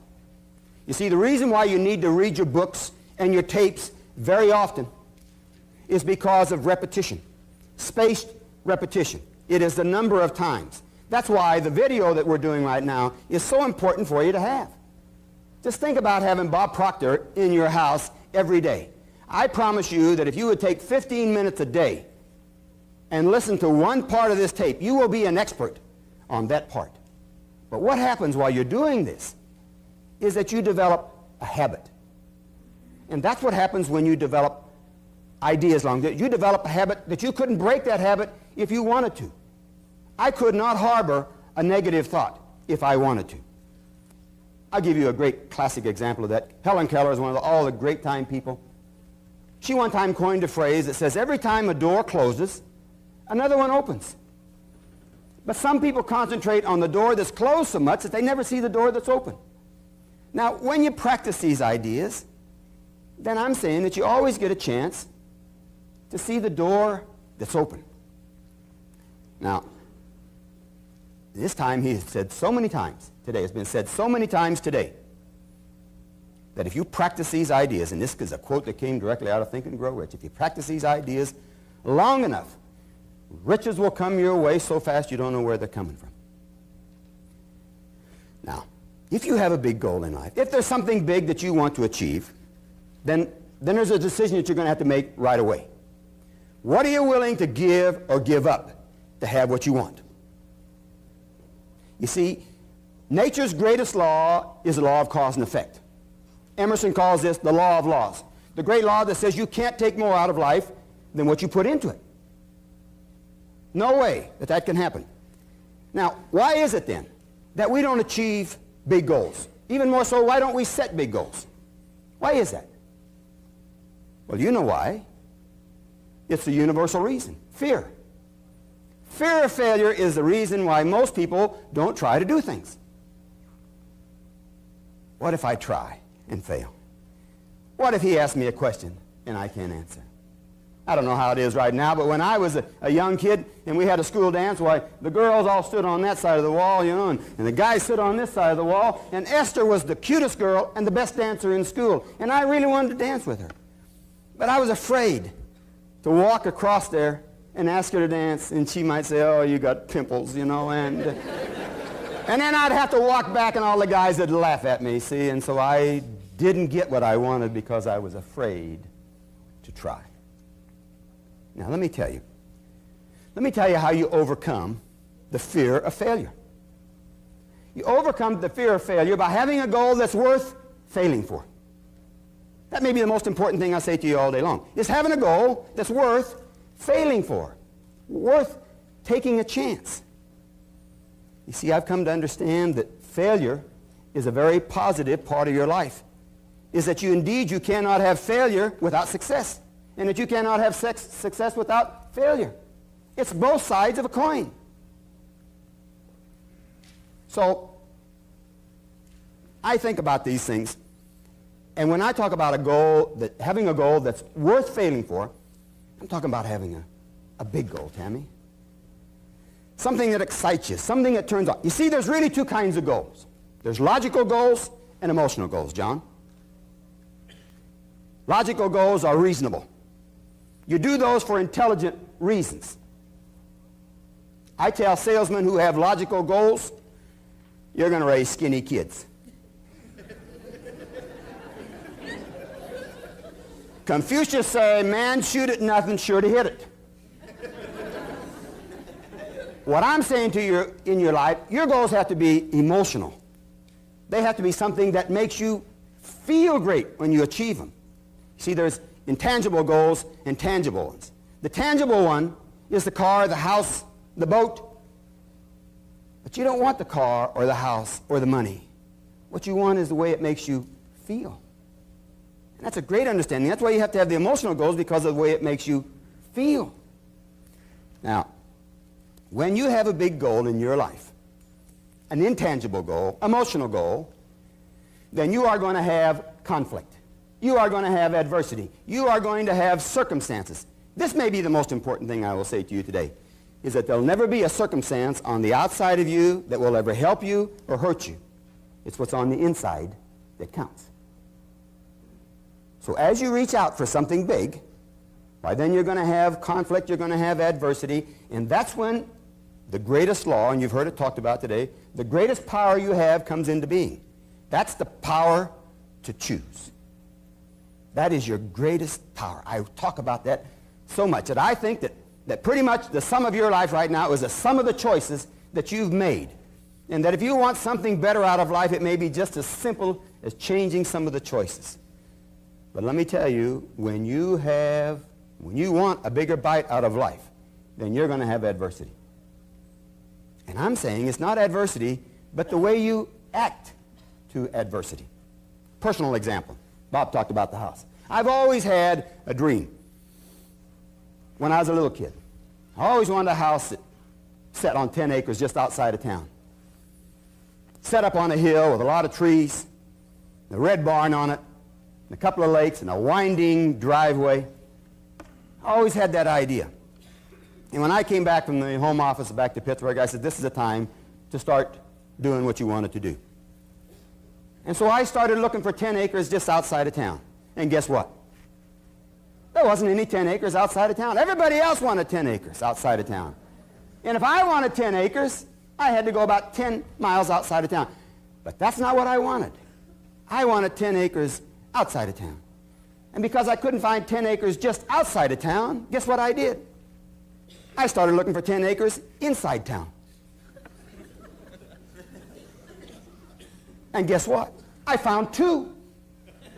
I found 2 lots, 10 acres inside town. I found them because that's what I was looking for. So if you go down to 510 South Georgia right now, well, you'll kind of drive into the trees, and then when you get there, well, it just pops up at you. It's an 800-foot driveway that snakes down through there, and the red barn is there, and the 2 lakes are there. There's trees all over the place.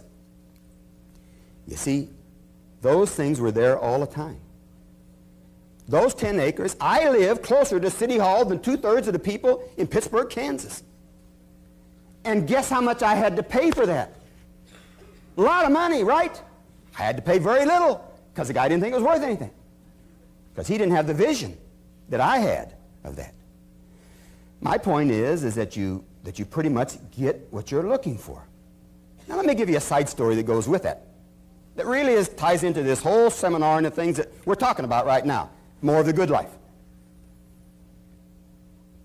10 acres is a lot to mow. 10 acres is a lot to mow. So I'm cutting my grass, and there's the people that their acreage bumps up right next to ours, and they had a horse. And I'm over there cutting. The woman saws me. We haven't met each other. She comes running across. I get off the tractor, walked over to her, leaned on the fence. It was hot. It was wired. She said, oh, we should disconnect that. She said, you know, when we first got the horse, he used to lean up against that fence, and it would break it down, so we wired it. So, and then once we wired it, why, he wouldn't even get anywhere near it.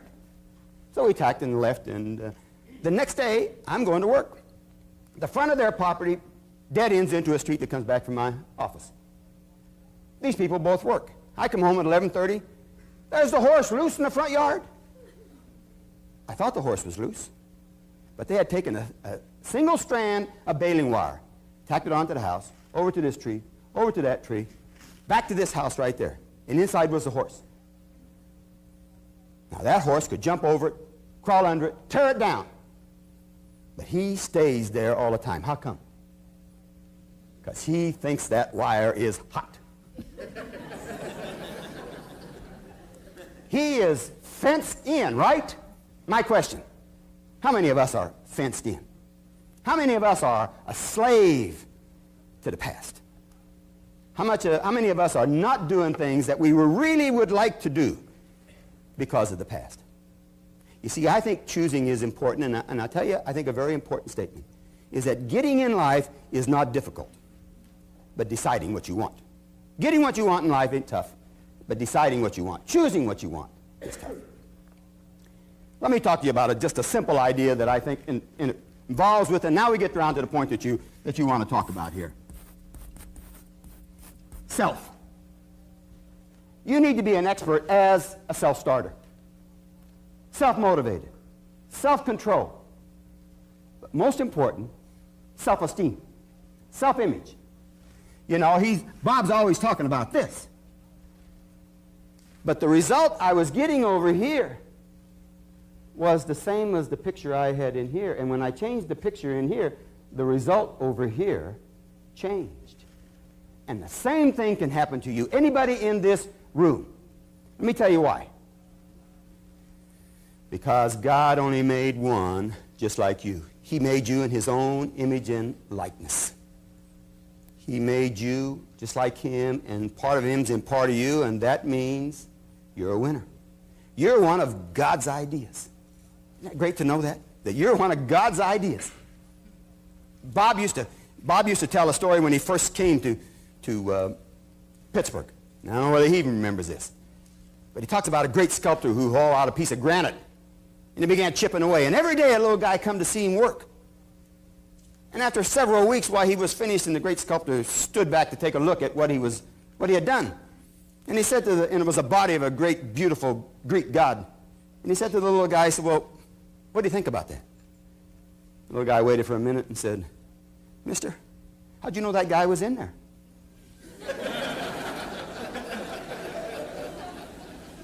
Well, I'm saying that guy was in there all the time. You're a Mona Lisa.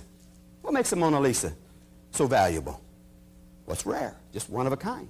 And you're just one of a kind. But it's how you see you that makes a difference. How does the quote go? The me I see is the me I'll be. In Robert Schuller's latest book, failure is never fatal, success is never final. He tells a story about a small kid playing baseball by himself in the backyard, and he say, "I'm the world's greatest baseball player." He throw that ball up and swing at it, missed it. "I'm the world's greatest baseball player," threw it up again, missed it. "I'm the world's greatest baseball player," threw it up, missed it, strike three. He said, "Wow, what a pitcher I am."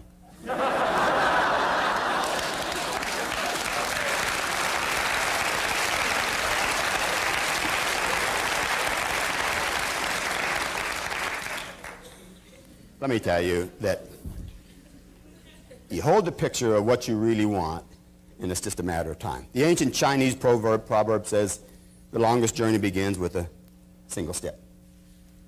I say that beginning is half done, and that you need to start right now. And one of the reasons why I like Bob Proctor and his ideas is that I think that he's a great giver. And this is just a side dimension from what we're talking about, but sometimes people ask me, why I wear that number 2 pin. And I got the number 2 pin from Bob Proctor a long time ago because he cares about people. I wear the number 2 pin to always constantly remind me to always put the other guy first. You always put the other guy first, and he'll always put you first. And a great guy one time said that the first shall come last, and the last shall come first. And I'm convinced that the ideas that Bob has got is great, but he practices his idea. He cares. He doesn't do this because of money. He does this because of feeling. And his feeling is that if you get a picture of what you really want, then it's just a matter of time until you have it. So let me wrap this up, Bob, and just with a quote that came right out of the book that he's talking about right now of James Allen. And this is what the whole seminar is about right now, where it says, the vision that you glorify in your mind, the ideal that you enthrone in your heart, this you will build by your life, and this you will become. It's really been nice to come and be with you in Toronto again. It's my personal pleasure. Bob, and thanks for having me, friend.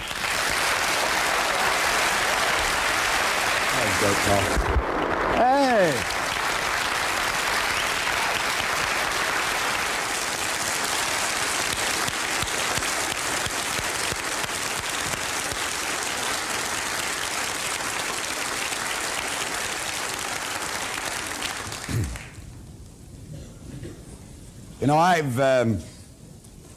I've shared Paul's story with countless thousands of people, but it was really nice to be able to share Paul with the people today, and with all the people that are going to be watching this in their homes and in their offices all over the place. Paul talked about the self that you have here is what's going to determine what you're going to be. John talked about I never noticed a difference in that, Paul, but I always found the Americans crucified our language. At any rate. And I guess the Canadians crucified the English language. But at any rate, you have an image here in your subconscious mind. Now, the first step in changing that picture is in your exercise book, your action planner on page 26. So often, as Paul mentioned to me, for 22 years, every year he promised he was going to get one of those citations, but he said, I never got it. Emerson said, of what use to make heroic vows of amendment if the same old lawbreaker is going to keep them? You see, Paul was trying to get that citation with the same old picture. And the only thing I suggested to Paul, and it didn't take long, was how to change the picture. And I said, you change the picture, Paul, and I said, your results will change so fast, you'll be shocked. Now, this never happens by accident. You've got to put forth a little effort. Remember how John started out? He said you put a little in, you get a little out. Some people put a little in, but they put a lot of energy behind it. They still get a little back.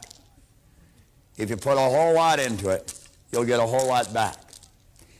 Now, what I want to suggest as this lesson comes to an end, I want to suggest that you go someplace quiet by yourself and think. I mean, really think. Life is precious. There's absolutely no question about it. I think that there's enough evidence just in what we've covered in this seminar to indicate to you that you can have, do, or be the things you want. It was no accident that Paul got that house. It's no accident that he runs the largest agency in all of the United States of America, in the world, with that company. And in a town of only 17,000 people, where the average income is below the national poverty level. That's no accident. That's how Paul sees his people operating. And as a result, everyone benefits. Not just the people in his agency, but all the people they serve. Now, we're suggesting here that you make a written description of the person you're about to become. Now, that's not going to make you that person. We're going to get into how to take that image and turn it over in the next lesson. But I want to suggest that you sit down and you really think. Realize this power is flowing into you. As it flows in, we said it just is. It's without form. You make it what you want. And I'm suggesting that you build into your mind a picture of exactly how you want to live. Don't give any thought to how it's going to happen. We're not at that point yet. One step at a time. What kind of a person do you want to be? Where do you want to be in your commercial career? What kind of a financial position do you want to be in? I can tell you one thing with absolute certainty. When Paul got this idea, he was already winning. When John and I got it, we were miserable losers. And I know that if I can do it, anyone can do it. I've gone into prisons with this, and so has John. We've worked with people who are right down and out, the castaways. And we've watched them literally change their life just through these simple concepts. And so can you. But you've got to decide, how do you want to change it? You don't get the house by wishing. You decide, what kind of house do you want? Now, don't just build a picture of being a wealthy person. When Ray Stanford first suggested I could change, that's all I was interested in. And I got it. Howard Hughes did too. But he ended up alone and lonely and in a very defiled body. Now, build an image of being happy, of being healthy, and of being wealthy. And I would suggest that you build into it the kind of an attitude that you want for everyone else, what you want for yourself. And your life will be absolutely incredible. Now, all you have to do is build this picture in your mind. And when this lesson's over, I'm going to suggest you go somewhere quiet and do that. Don't put it off. Do it. Don't wait till tomorrow, next week, next month, 5 years from now. Waste all that time. You do it before you go to bed today. Sit down, take your pen, and right here on page 26, describe exactly how you want to live. And when we get into the next lesson, we're going to show you how to firmly plant that image into this part of your mind, and I'll guarantee you, you'll change. And you'll change fast. Now, you just heard from a gentleman from Pittsburgh, Kansas. He's flown all the way up here just to share that with you, that it does work for him. Now think. He tried for 22 years. You can tell by looking at him he's a good man. For 22 years, he tried to get what he wanted, and he couldn't do it. You'll never do it through force. You'll do it through faith and by law. And we're going to show you how to put it in there tomorrow. You'll have to admit, Paul Huntsey sure changed the direction of his life and that of all his family with the proper image. He was something else, wasn't he? Well, we're at the halfway point now. I might suggest that before you even go any further, you might want to go back and review all of this material. It's so important to you and your life. Now focus on your goal. Sit back and really think, what do I really want? Like Paul, It might be that dream house. Holding on to the key, ready to unlock your destiny. Oh, rich, rich, rich.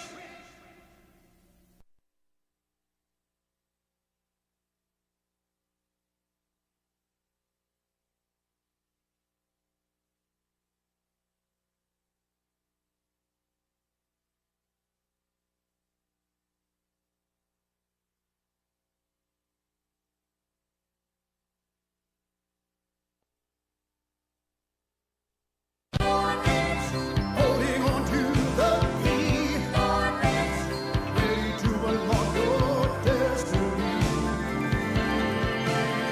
There's one or two key points in this seminar that I have stressed thousands of times. It's vitally important that you follow them properly.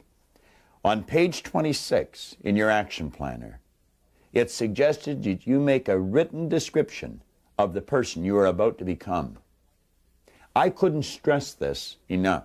I've pointed that there's 2 pages in this book that can literally change your life. This is the first one. Now, what I want to suggest you do, it may seem foolish, it may seem like a fantasy, but I can assure you it works. I want you to stop and think of exactly how you would like to be. The type of person you really want to be. Write it in as much detail as possible on page 26, and write it in the present tense. You may draw on different people that you admire and respect as role models that you might want to emulate this part or that part of their personality. But make this in as much detail as possible in the present tense. Begin by writing, "I am so happy that I am," and then describe the person you truly want to become in as much detail as possible. Don't go any further until that part of this exercise book is filled in. Don't spend 5 seconds wondering how you're going to become this person. Just make it very clear the person you want to become. We'll tell you later on how to execute the image. When you have that completed, turn your tape back on, and John Kanary is going to introduce you to a concept of how this great power within us takes over and does what we want. I always like to kind of get into this lesson with a particular idea because, you know, we're into something that make a lot of people feel uncomfortable. And just to make sure that we're all in the same chapter here, we're over on page 27 where it states, "Let go and let God." You know, it's a cute little story about Billy and Johnny. They were having a little bit of trouble in town on an ongoing basis. And Mom didn't know quite how to handle this. Dad had been gone for years, and if something went wrong, these kids would hide in the basement because they would get blamed for it whether they were involved in the activity or not. Well, Mom took a run down to the minister there, brought Billy and Johnny with her. And she walked in, she said, "You know, Reverend, I don't know quite what to do. These 2 boys are constantly in trouble, and every time something goes wrong, they get blamed for it, and I don't know quite how to handle it." Well, he said, "Listen, Mom, you just go on home there. I'm going to take care of this situation right now." And the way she went, he said, "Now, Billy, I want you to sit in the hallway here in that chair. And Johnny, I want you in my office." Well, Johnny got in there, and he sat him in that chair, and the old Reverend there, he just sat back in that big old oak desk. And he looked down, and he said, "Now, Johnny, we're going to start with some questions, and the first one is, where is God?" Well, Johnny just sat up on that chair there, started to vibrate, you know, in a state of confusion, didn't know quite what to do, blood vessels started to dilate, and he's trying to get a word out. He said, "Come on, Johnny, right now, where's God?" Well, he started to spit, stammer, and stutter, whatever the case might be, and he said, "Johnny, this is the last time I'm going to ask you, where's God?" Well, Johnny just up off that chair and beat it down the hallway, put on the brakes, grabbed Billy, said, "Billy, we got to get out of here. God's missing, and they're going to blame that one on us, too."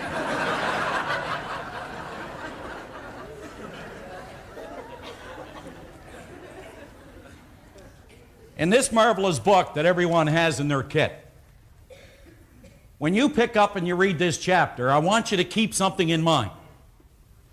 That for 8,000 years, all of the great thinkers, they have all disagreed with one another on many, many different things. But you know, there was only one thing that they were in complete and unanimous agreement with. Just one. That there is a power in this universe. And they say that this power, that it animates, it penetrates, and it motivates the entire cosmos. Now, not too long ago on a TV show, Madam O'Hare was being interviewed by Phil Donahue. And Donahue, she's the lady who's the head of the atheist movement. And she denied the existence of any power in this universe. But one night she was being interviewed by Dick Cavett, and Dick Cavett, you see, he didn't get emotionally involved in the idea. He stopped and he started to think, and he was able to reason with her without him losing control. And she said the only good thing about believing in a power is that you get a lot of holidays. And Dick Cavett said to her, you get a holiday every single year, as all atheists do.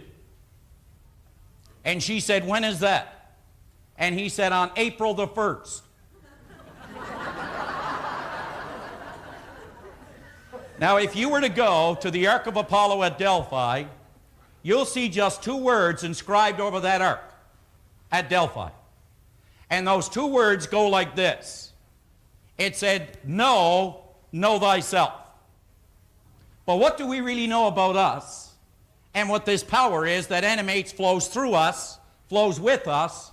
I mean, that really is what we are all about. This power that Bob referred to so much yesterday as spirit. Now, to properly do this exercise, we're going to have to define or try or attempt to define this power. But you see, if you define something, then you place limits on it. So you see, the way we're going to define it will not limit it. As a matter of fact, it will show that it is unlimited and that it is infinite.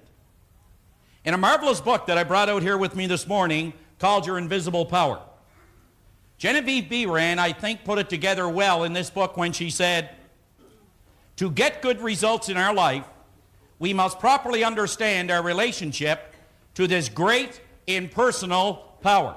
Now think about what she said.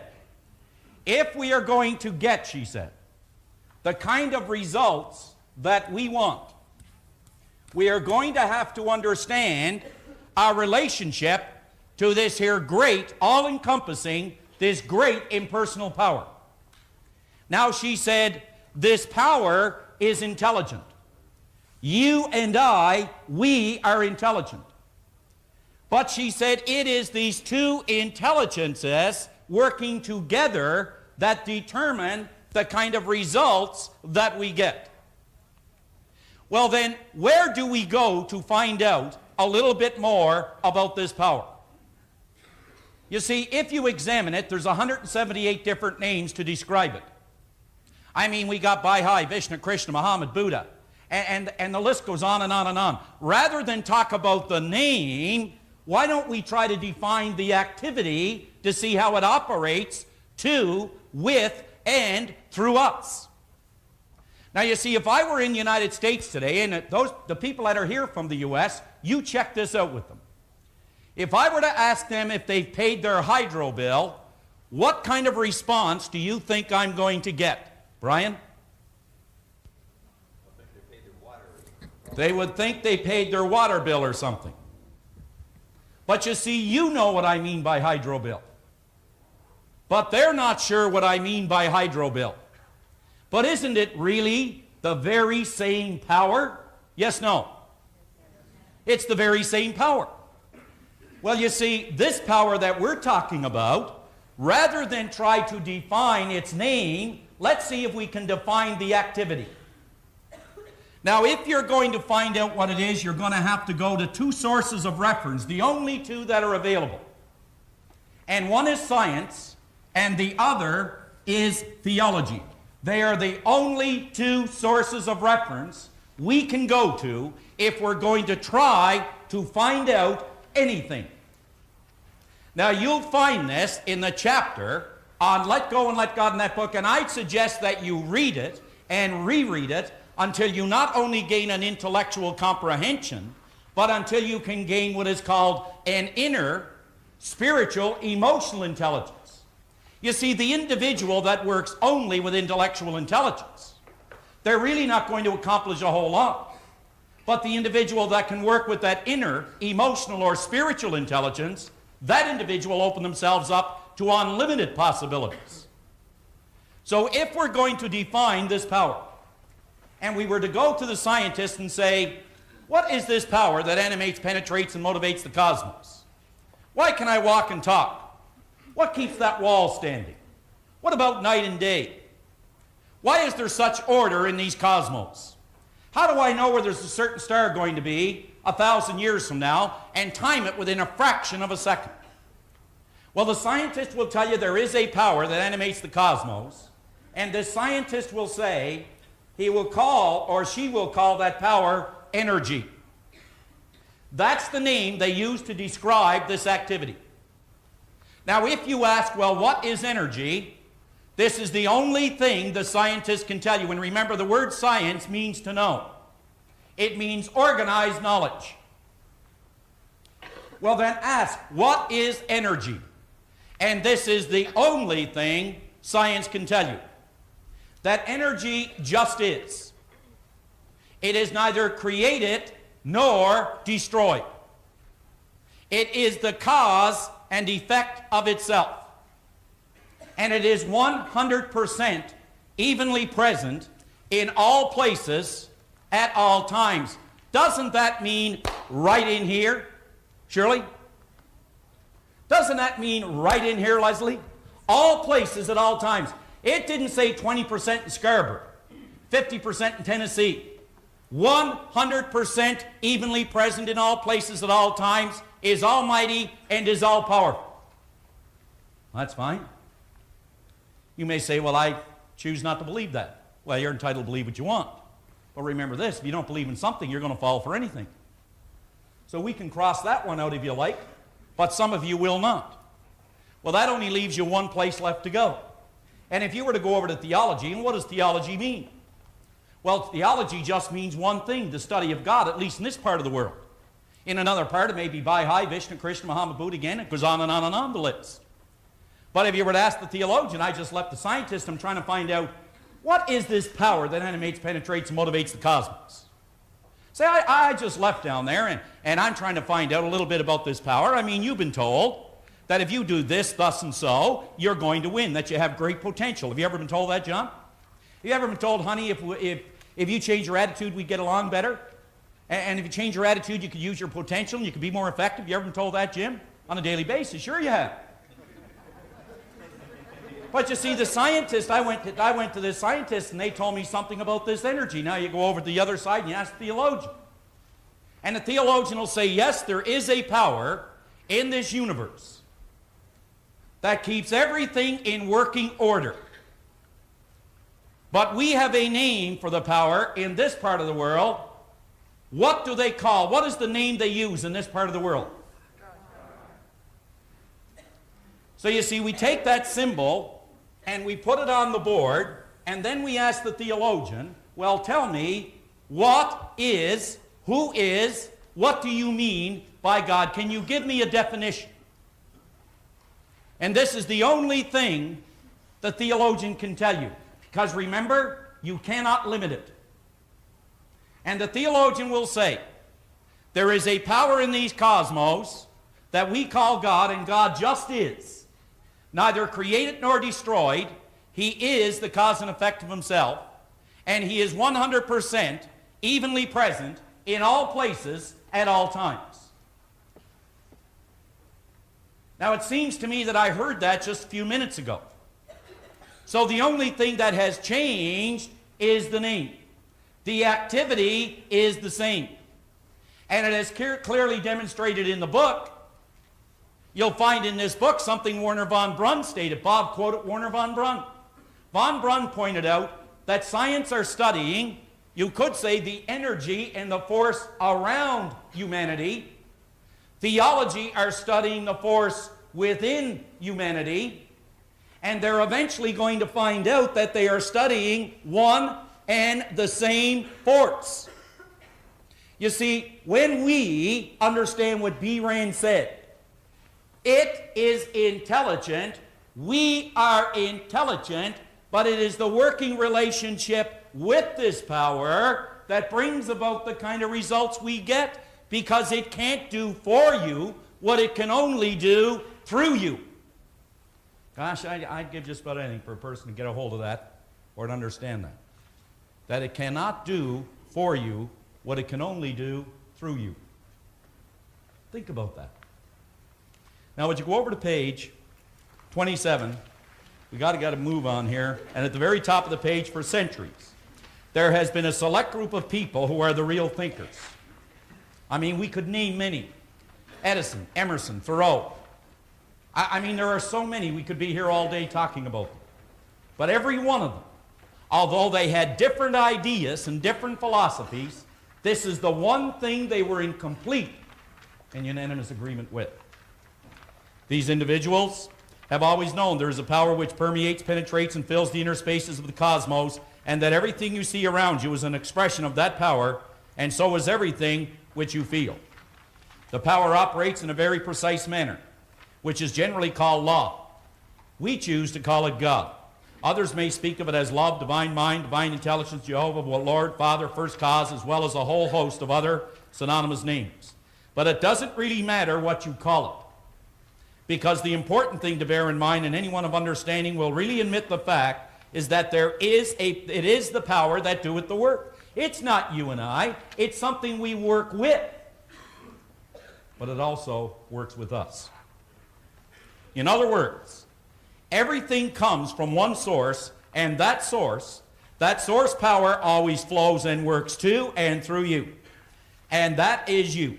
Stated differently, the image that you have formed can only come to you on the physical plane of your life. In other words, your results. In one way, and that is by law and through faith. Now, the second part of this particular chapter, Bob is going to work with to show just how faith moves this power into action. Keep these two things in mind as we go through it. There are only two words you need to remember as Bob walks you through this. One is order, and the other is movement. Order and movement. And when both of those are functioning together rather than working against one another, we have success, happiness, health, and wealth, which is your birthright. So let's bring on, to take us through the rest of this particular chapter, my good friend and your good friend, Bob Proctor.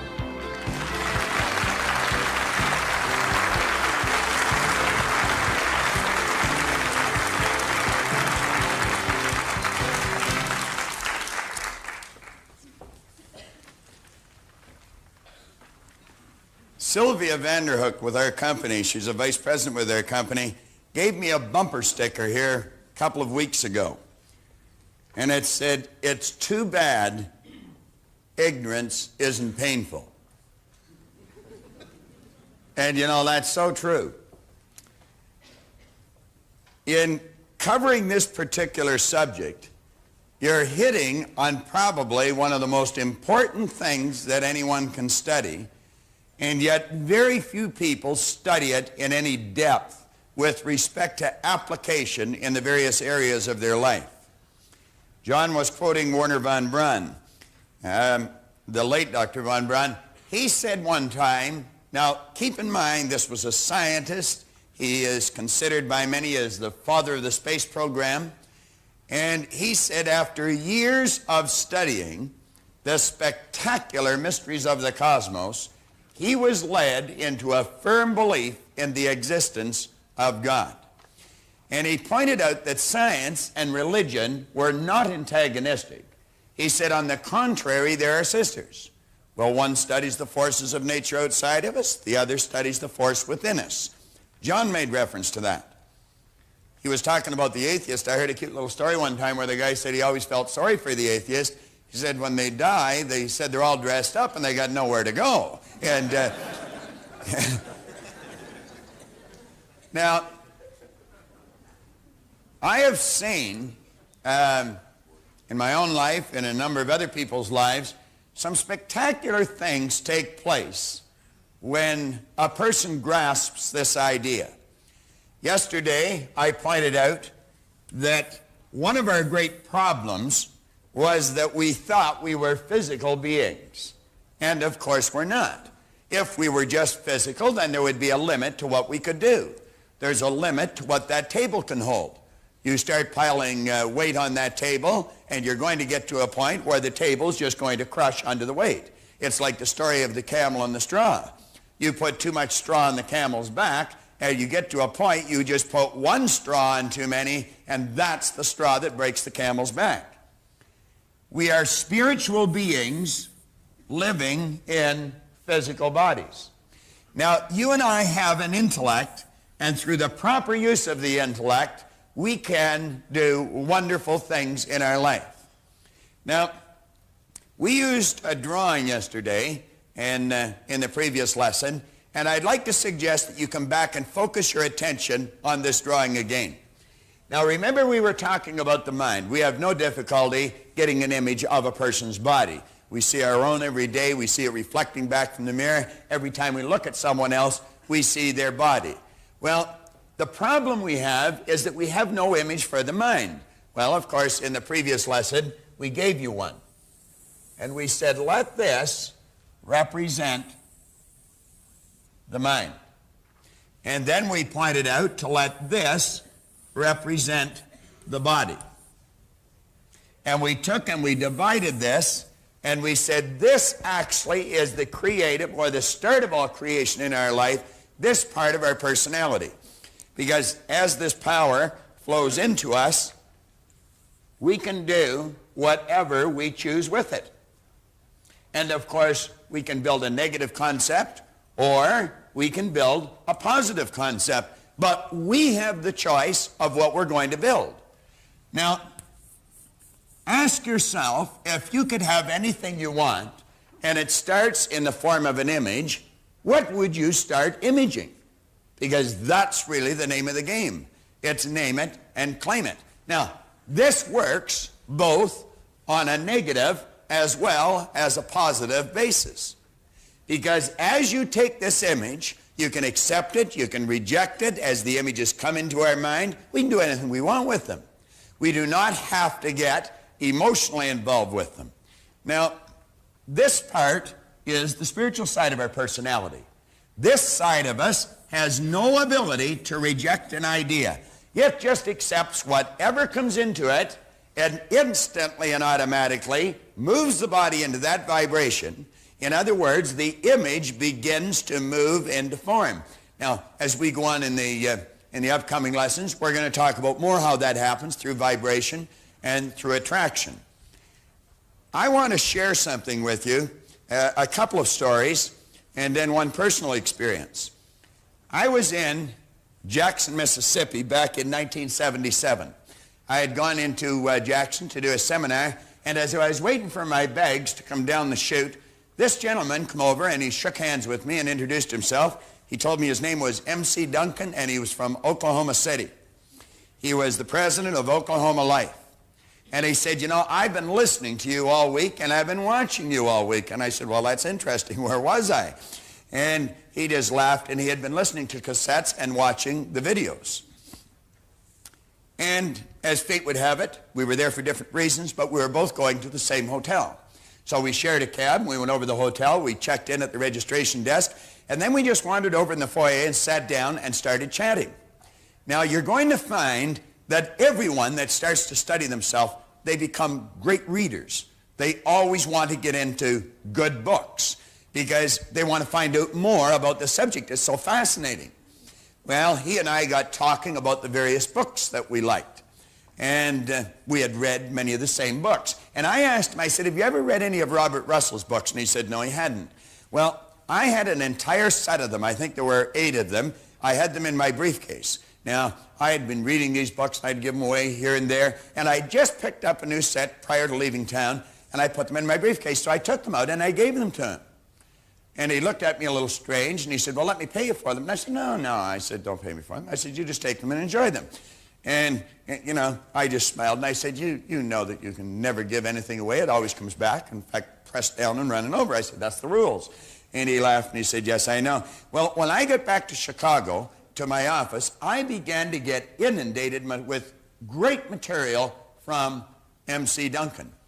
And the first thing he sent me was this transcript of a minister's sermon that was preached on November the 21st, 1976. Now, I received this on the 3rd of March, 1977, so the sermon was only a couple of months old.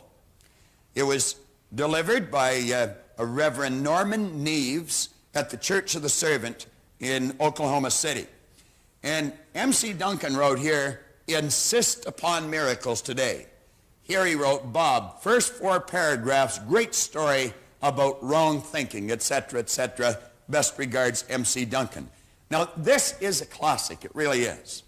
Keep in mind, this is how a minister is starting the sermon in Oklahoma City. He began by saying, I read a story in the paper the other day that not only caught my attention, but that continued to hold it and hold it the further I read. It was a story of a railway employee somewhere in Kansas who accidentally locked himself into a refrigerator car and then who wasn't able to escape. Perhaps you read the story also and know what I mean when I say it continued to hold my attention. Now, he said apparently this man had banged and banged on the side of the car to attract someone's attention, but apparently also no one heard him. So he finally gave up and resigned himself to his fate. Sometime during the night, as he felt his body becoming numb, he began to scribble some sentences on the wall of the car. Sentences recording some of his last sensations as he moved closer and closer to death. The first sentence said, I'm becoming colder. The second sentence, a little bit further down, said, still colder. Nothing to do but wait. Then it said, I'm slowly freezing to death. Half asleep now, I can hardly write. And then down at the bottom, this sentence which said, these may be my last words, which in fact they were. When the railroad car was opened the following day, they found him dead. But let me tell you something that's really startling about this story. The freezing apparatus on the car had been malfunctioning. It had not been operating properly for several days. And believe it or not, the temperature hadn't gotten below 49 degrees during the entire night that he was there. In other words, this man had become the victim of his own illusion. He had presumed that his time had come and his life was over, when in fact there was no need of that presumption at all. And so, even though the temperature had never fallen below 49 degrees, this man died nevertheless and isn't here to enjoy himself today. Neves went on to point out, he said, there's a lot of us that do that with our lives, aren't there? We misread the signs of our predicaments. We presume that things are worse than they really are. And so, like that man, we too become the victim of our own illusion. We die, if you will, even though the temperature of our circumstance never even gets close to freezing. Now, you see, this man used his reasoning factor, and he used it incorrectly. He let what he thought were circumstances control his thinking. That's the image he put in, and that's exactly what he got. Do you think maybe that that's what Moses was talking about when he talked about that reasoning factor? When he said, behold, today I lay before you both a blessing and a curse. Now, I'm going to give you an example of someone that used it the other way. Many years ago, I made a sales call in Chicago when I first started to do seminars in the United States on a gentleman named Mel Haycraft. Mel Haycraft was the vice president of sales to the Prudential Insurance Company in their Mid-America region. Now, I did not know it at the time, but the Prudential Insurance Company was the #1 company in the world, and the Mid-America region was the #1 region in the Prudential Insurance Company out of 10 different regions. So needless to say, I was talking to a heavyweight when it comes to business. I was only in his office a few minutes, and Mel said, well, Bob, what is it?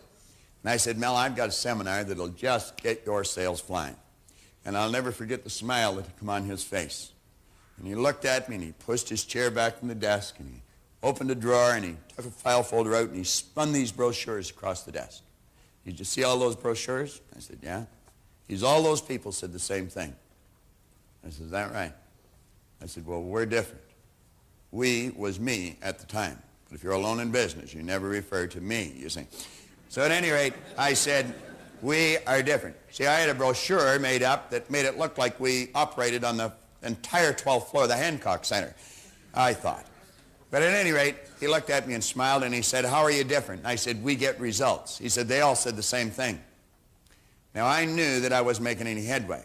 If you're in sales, you know when you get to a point like that, you either have to dance or hit the exit. And I wasn't about to leave. I had a hard time getting in to see this man.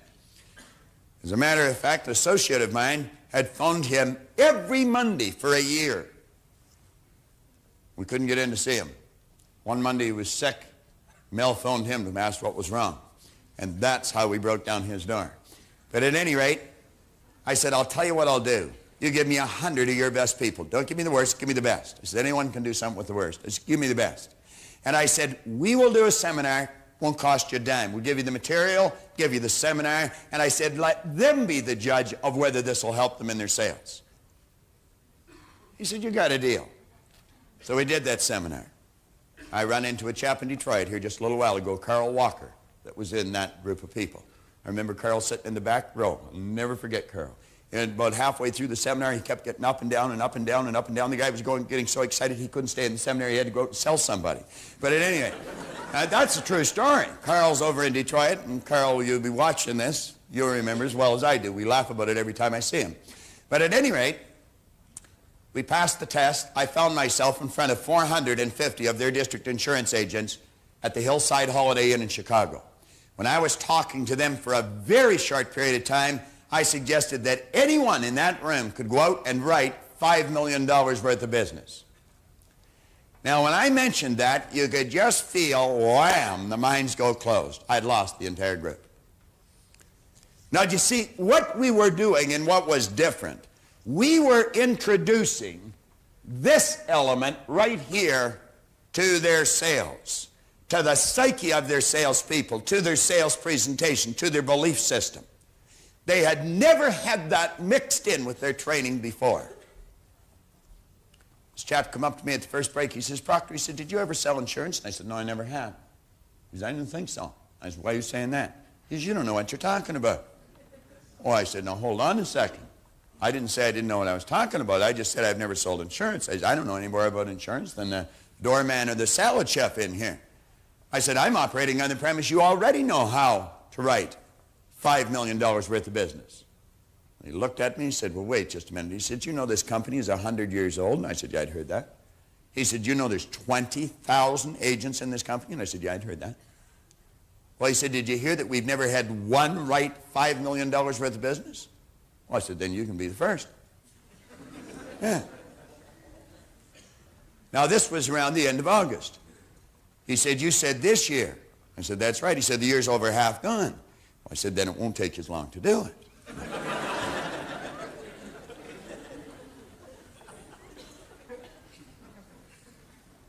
Now I said, Don, if you can see yourself as a $5 million producer, you heard what Paul Hutsey did with this idea, and you get emotionally involved with that idea, you turn it over, that part of you that's unseen, it's non-physical, but it's in every part of your being, I guarantee you, you'll act differently, and what you attract to you will be quite different. And I said, you'll do it.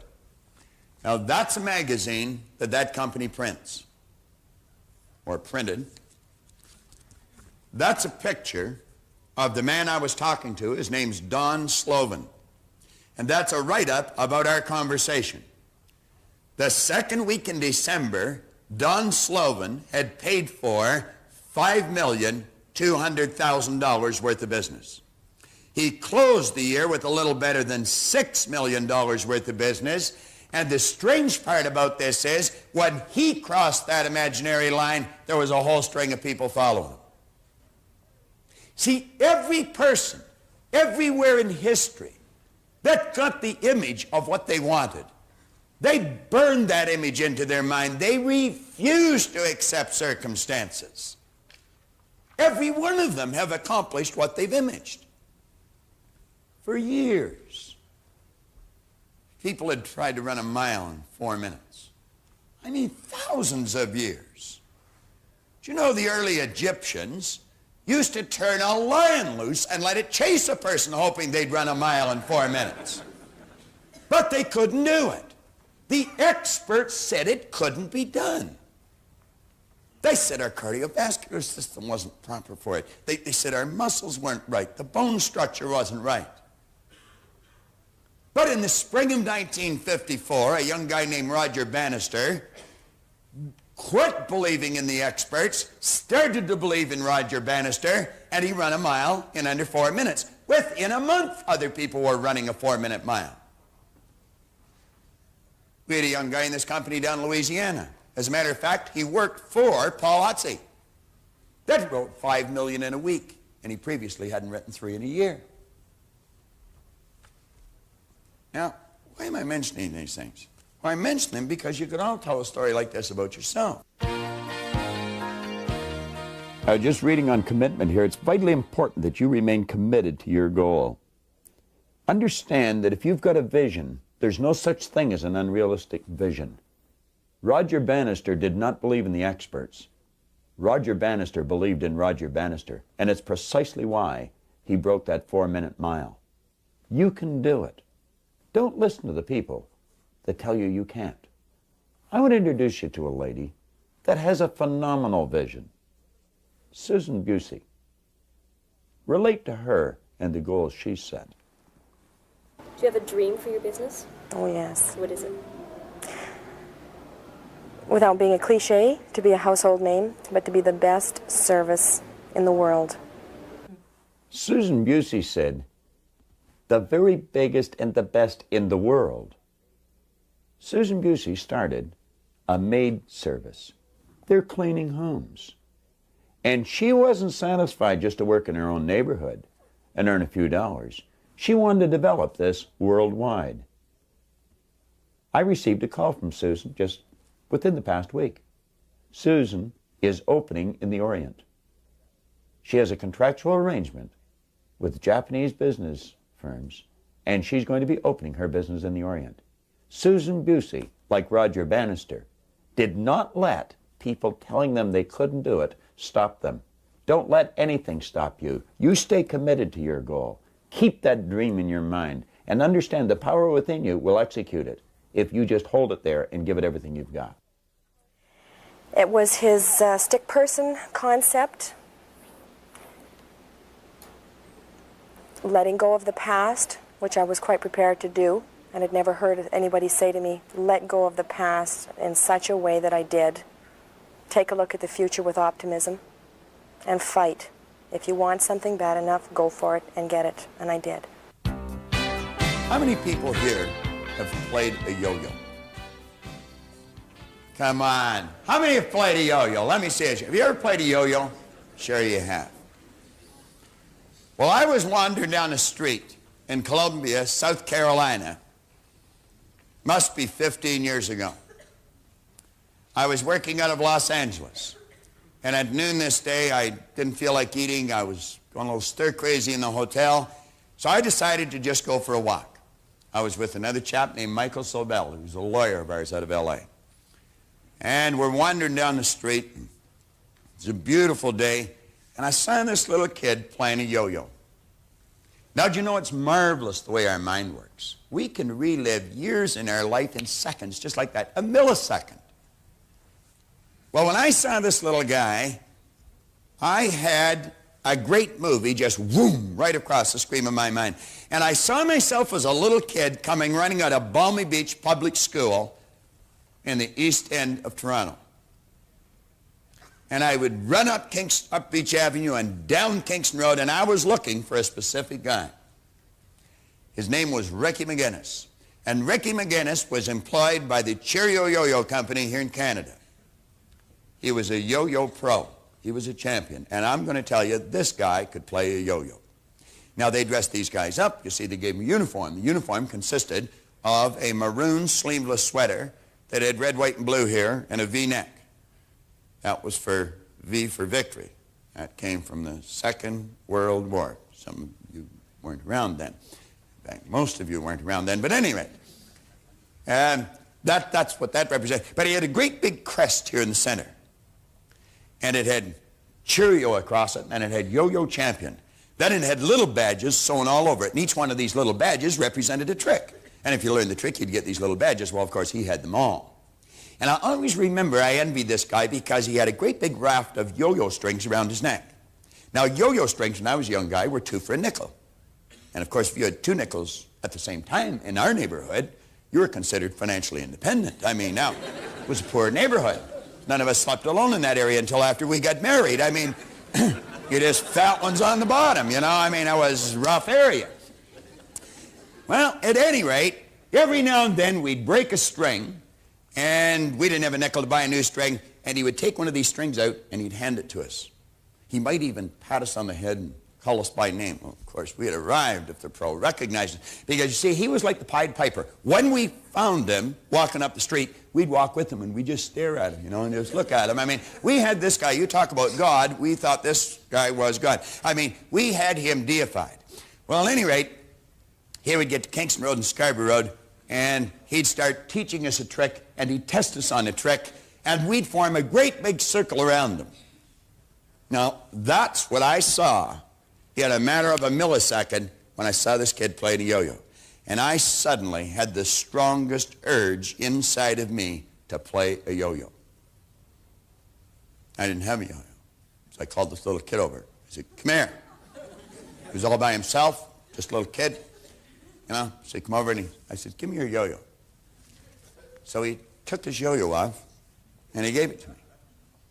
Now, he was still at a pump your body stage. You see, he didn't know how to play the yo-yo. He was like Carol. He was just learning. But at any rate, he'd be walking along and he'd pump his body, and I guess if he kept doing that, he figured it would go up and down. So at any rate, the little kid gave me the yo-yo, and I thought, I wonder if I could still play one of these things. I hadn't had one in my hand for years. It's not bad. You can give me a hand for that if you want.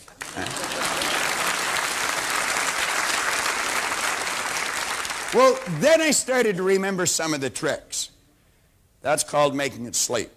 If you can't do that, you are out of luck. You can't play the yo-yo. You can't do the tricks. So did that. Then I remembered this one. This was rock the cradle. You learn how to do that and you get a badge, you see. Isn't that wonderful? What trick is that, Bob? What trick is that? That's a dandy. You know, Gina asked me just a few minutes ago, John, there's a yo-yo in that bag. Do you want to throw it out? Gina asked me a few minutes ago, how's the string on your yo-yo? And I said, oh, it's fine. Now, that's the second time in a week. That's the second time in a week that that's happened. I got to get this one working right. It wasn't working right earlier. Well, yeah, John used to carry the yo-yos and clean the boards, you see. Ah, we got it gone. We're right back in business.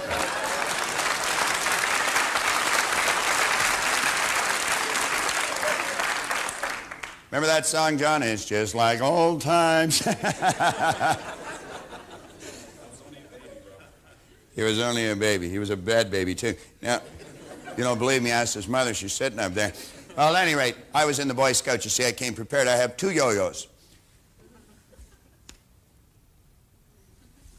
I think I have 2.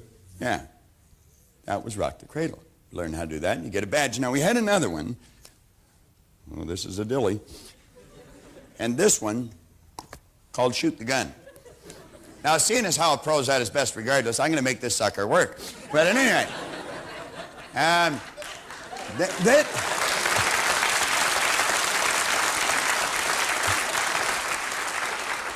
one day he came around and he said, listen, we're going to have a big contest, and he said the winner is going to get one of these sweaters. Well, I'm going to tell you, you talk about building an image in your mind. All of a sudden, I could see on the screen of my mind that sweater on me. And you talk about getting emotionally involved. What did we say feeling was? We said feeling is conscious awareness of vibration. What did we say cause vibration? We said getting emotionally involved in the idea, put the body into the vibration that it had to be in, and when you become consciously aware of that, you called it a feeling. Well, I could actually feel this sweater on me. I mean, I could hear all the pretty little girls saying, that's the guy that won the sweater. And of course, I'd let on I didn't hear him, and I'd say, that's right, you know, it was me. And anyway, I could actually feel this. I mean, I had to have that sweater. Do you know, every once in a while, something comes up, and you just have to do it. I had to win that sweater. Now, I was just a little kid. I was learning a phenomenal life's lesson, but I didn't know I was learning it. Now, Rick would come around, and he'd just show us this trick once. He'd fire this thing down, and he'd bring it up. I may have to get another string for this thing. Get up here.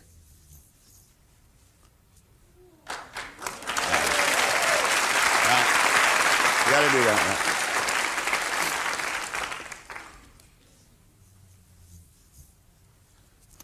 Yeah, that's it. All right. Now, how many of you can do that with the yo-yo? Now ask yourself why you're not able to do that, and I am. Do you want to know why? I'm going to tell you why. See, any person in this room could learn how to do that. If you wanted the sweater bad enough, and I wanted that sweater, and I hooked the sweater up, what I wanted, with what I was doing, and I had to believe I could get it. What did Napoleon Hill say? He says there's a difference between wishing for something and believing you can receive it. And he said the key is you've got to believe it. William James says believe, and your belief will create the fact. Well, you know, that's where it all starts. That's where it all starts. I don't care how simple it is. I don't care if it's just winning a sweater with a yo-yo. It could be writing the 5 million, or it could be doing what that man did in the boxcar. It works both ways. It has no ability to change the idea. Whatever you ask for, that's exactly what you get. Now, as you take the idea that you build, and you've got the ability to sit down and design any idea you want. You see, if you are going to decorate your room, you'd get an idea here in your mind of how you'd like that room decorated. And then you'd go and get the things that you needed, and you'd put them in place until you had built on the physical plane of life a replica of the picture you've got in here. We have a gentleman here with us today that wrote the music and the lyrics for The Ghost and Mrs. Muir. Give Scott Turek a hand. Sitting right over here on the side. Stand up for this, Scott.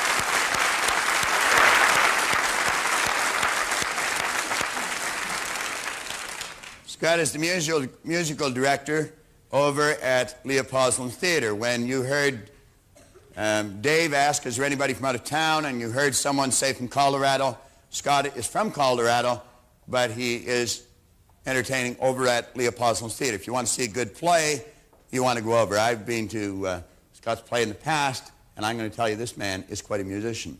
Scott, where does the music start? Would you say it starts right in here? You start hearing it in your head, don't you? Yeah. That's right. You actually hear the music in your head. You see, Scott takes this power and he turns it into music in his head. He literally hears it. And as he hears it, he sees it written on paper. Am I right or wrong? Then you take a pen or a paper and you write it.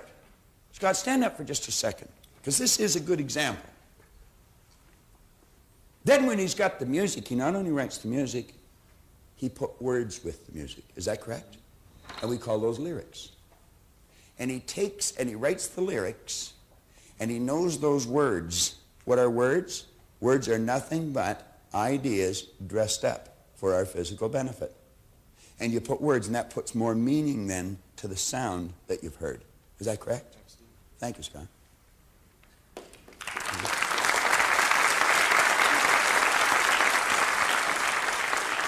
Now, you see, some people will say, well, he's creative, but I'm not. That's not true. Everyone's creative. We're all an expression of the same power. We've all been given the same tools. Scott has developed those, and many of us haven't. This is where it starts. Now, you're working with a universal power. This power just isn't in you. It's in everyone. It's in everything. We use this drawing to graphically convey an idea of you, your body, your mind, your intellect. But if you were to look at this properly, this is how it would appear.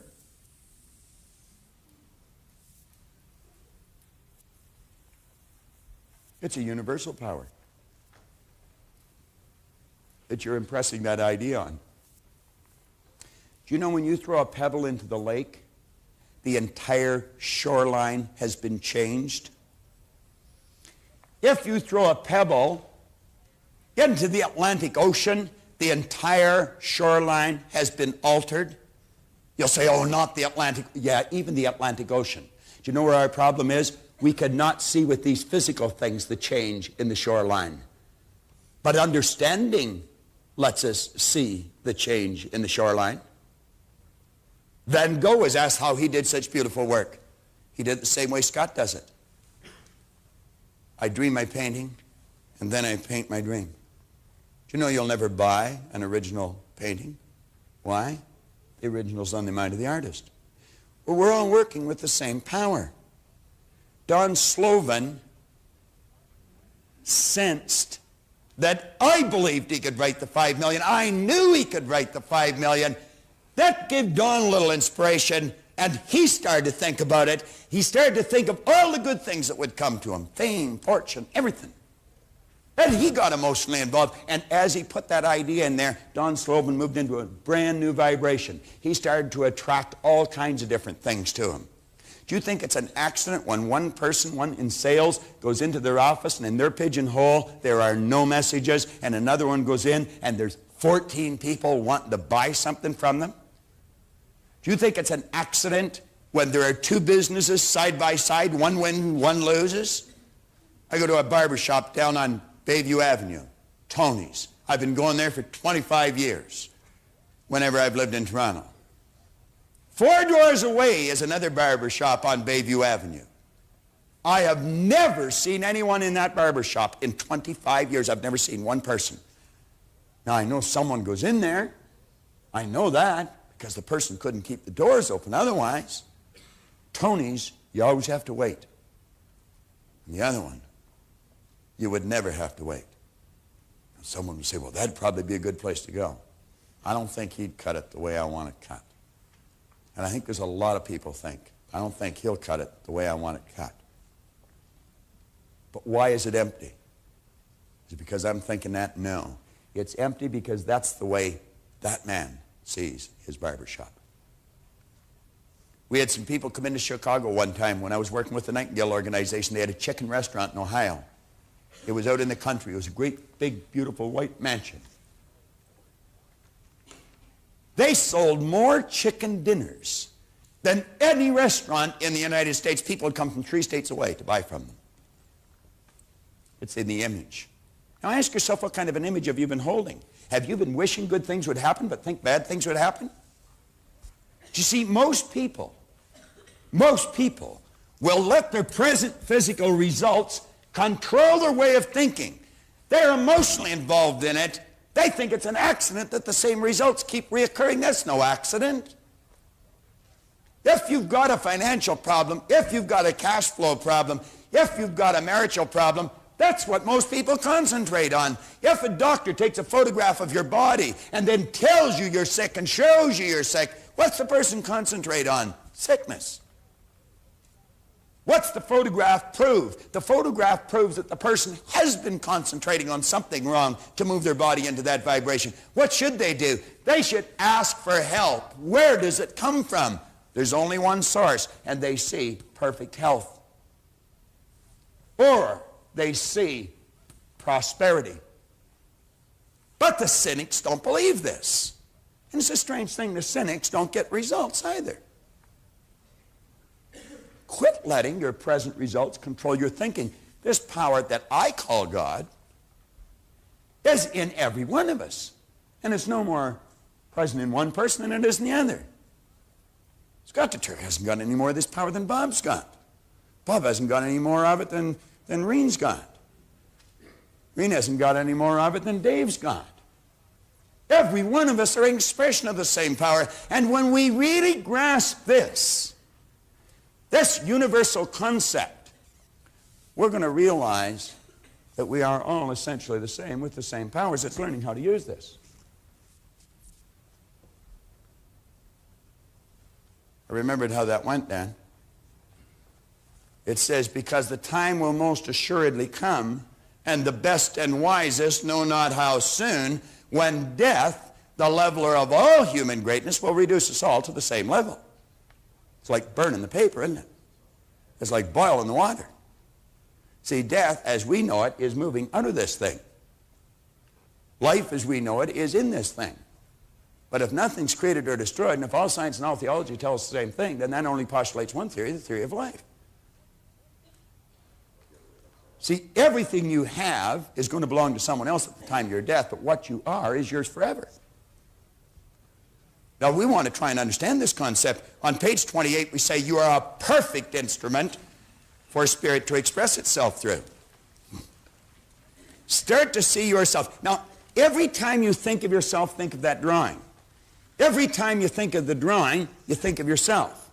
You've got to have an image to work with. On page 28, we say, see yourself as a perfectly endowed spiritual instrument without limitation. When you do, you're going to find it easy, in fact natural, to expect the good you desire.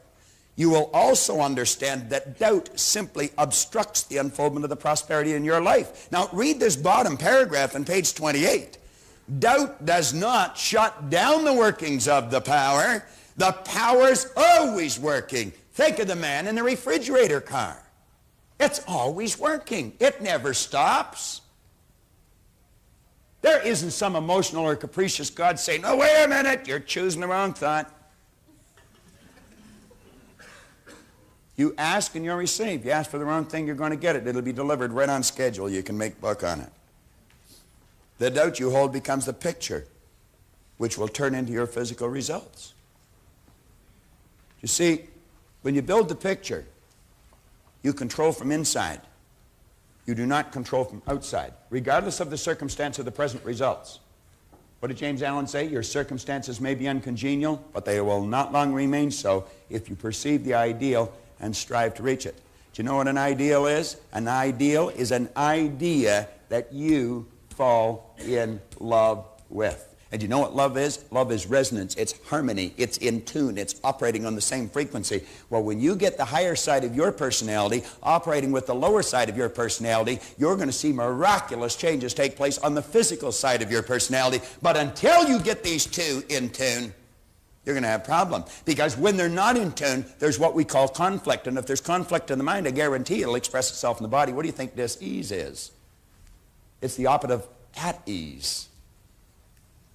On page 29, one of the best definitions of faith I've ever heard came from a chap in Chicago, Clarence Smithison. Clarence Smithison. He said, faith is the ability to see the invisible. What did we say about Scott's music? No one on planet Earth had ever heard that music that he heard in his head until he put it on paper and then sent it out so that the rest of the world could enjoy what he was enjoying. It's the ability to see the invisible, to believe in the incredible. What is incredible is that there's a power in every cell of your being that operates in a totally deductive manner. It will take whatever image you impress it upon it, and it'll move you into the vibration you have to be in, to act the way you have to act, to attract the thing you have to attract for the manifestation of the image that you chose to build. You can say, using a slightly different vocabulary, I'd make the observation, if you can show me a person who achieves great things, I can show you a person who has great faith in themselves and their ability to achieve what they imagine. On page 29. I was having dinner last night with Paul Hutsey. He told me a most interesting little story. Paul was talking about, it's what's on the inside, it's not what's on the outside. He talked about it yesterday while he was talking about it last night. And he tells the story about the little black boy that went to the carnival. And there was a man there blowing up balloons, filling them with helium gas, and then letting them go. And he filled a red balloon, and then he tied it up and he let it go. And the little boy was standing there watching him. And then he filled a yellow balloon with helium, and he tied it, and he let it go. Then he filled a green balloon, and he tied it, and he let it go. And the little boy said, "Mister," he said, "can black balloons fly?" He said, "Son, any balloon can fly. It's not what's on the outside that makes it fly, it's what's on the inside." And that's the way it works. Interesting idea. We say comparatively few people today realize just how much faith in oneself, your higher self, not this false concept that we've been running around with, can't do this, can't do that. Your higher self, that side of you that's universal, that's the same side of us all, that part of you that's spiritually perfect, has to do with your achievement. The majority of people never seem to conceive of faith as being a genuine creative force. Yet the truth is that not only is faith a bona fide power, it is the greatest one you will ever encounter. Ever encounter. In fact, I'd go so far as to say that whatever you accomplish in your lifetime will be in direct proportion to the intensity and persistence of your faith. Intensity, what do we mean by that? Well, remember we said one of the intellectual factors was the will. The will gives us the ability to concentrate on an idea. And when we concentrate on the idea, we're just taking that power and turning it right over. We're giving more energy to the idea. What did Emerson say? The only thing that can grow is the thing you give energy to. It's been told to us 10,000 ways. I think what we want to do is wake up. May I borrow your program, please? No, the tapes.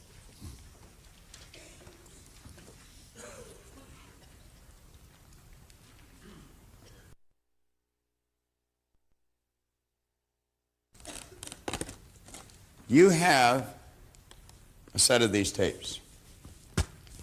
You need a new tape. Some of you will be wondering how to get these out, and you're digging with your fingernails, and the ladies are getting upset because they're breaking their fingernails. You just have to press on the side, and they pop out. And then it tells you underneath how to get them out.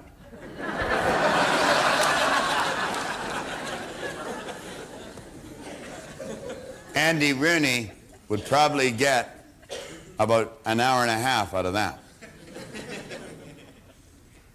Now, you've got a relaxation and visualization tape. I want to suggest that you put this to good use. On page 30, we're suggesting that you take this new understanding that you're developing.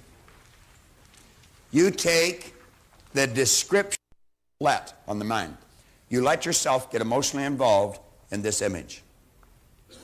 And you know that every time you do, in a very relaxed state, wham, you just trigger those brain cells. You just think of the new you, and that picture comes up. And you know every time you do that, you're giving more and more energy to those brain cells. They become stronger and stronger. And in a relatively short period of time, those ideas will be fixed in your mind, and that's the way you'll live. When Cary Grant passed away, I read a page, an obituary on Cary Grant. There was an entire page of one-liners. The last one was by Cary Grant himself. He said, "I acted like Cary Grant for so long I became him." I acted like Cary Grant for so long I became him. You can say, "I've acted like this person on page 26 for so long I became that person." Now, you can go over this lesson and go over it. You can't go over it too often. Couldn't possibly. We're going to touch now on what you should expect, because you're going to find that expectation is what really makes the difference. Now, as John goes through this page, I want you to think, if I built that picture on page 26, I painted the picture. It's like Scott heard the music, then he painted it on paper. Well, you saw the person and then you painted it on page 26. And every time you get emotionally involved, you rewrite it. And you're going to find you'll crystallize it. And you'll make it better. And you'll make it better. And you'll make it better. From your Born Rich program and play this tape, what you're going to do is put yourself into a very relaxed state. It'll be an altered state of consciousness. Go and lay down someplace quiet by yourself and turn this cassette on. And when you get into a very relaxed state, throw the switch of that person you want to be. You're going to activate those brain cells. Now, in the beginning, it's going to remain a fantasy. But by playing this tape daily, twice a day if you can, and turning that picture on that you built on page 26, activating those brain cells, that fantasy is going to be turned into a theory in your mind. Now, every time you build that picture in a relaxed state, take page 30 and rewrite the picture. And what you want to do is crystallize the picture of the person you want to be. Cary Grant one time pointed out, I acted like Cary Grant for so long, I became him. That's what's going to happen to you. The power within ultimately will take this image of yours and begin to express it with and through you in your life. But it's vitally important that you use this cassette, put yourself in an altered state of consciousness, a very relaxed state, throw the switch that you created when you wrote out page 26, begin to visualize your fantasy, only it becomes real. When you come back to a normal conscious state, it's very important that you rewrite this picture again. Each time you rewrite it, it'll become clearer and clearer. Now, you may alter it a bit as you rewrite it. And as you rewrite it, you give more energy to those brain cells. Every time you relax, you're moving that picture more and more into a state that we call a theory. And you're going to find that you will be motivated. The power within you will actually take that image and begin to express it with and through you, and your theory will literally become a fact. Mine has, Roger Bannister's did, and so will yours. But it's important that you do what we suggest with page 30. Now, when that's complete, the next part that John Kanary is going to lead you into is going to be truly rewarding for you. John's going to suggest that you begin to expect an abundance in your life, in all areas of your life. Keep this idea in your mind as we run through this abundance lesson here. John is going to lead you through that now. Let's give John a hand as he comes on.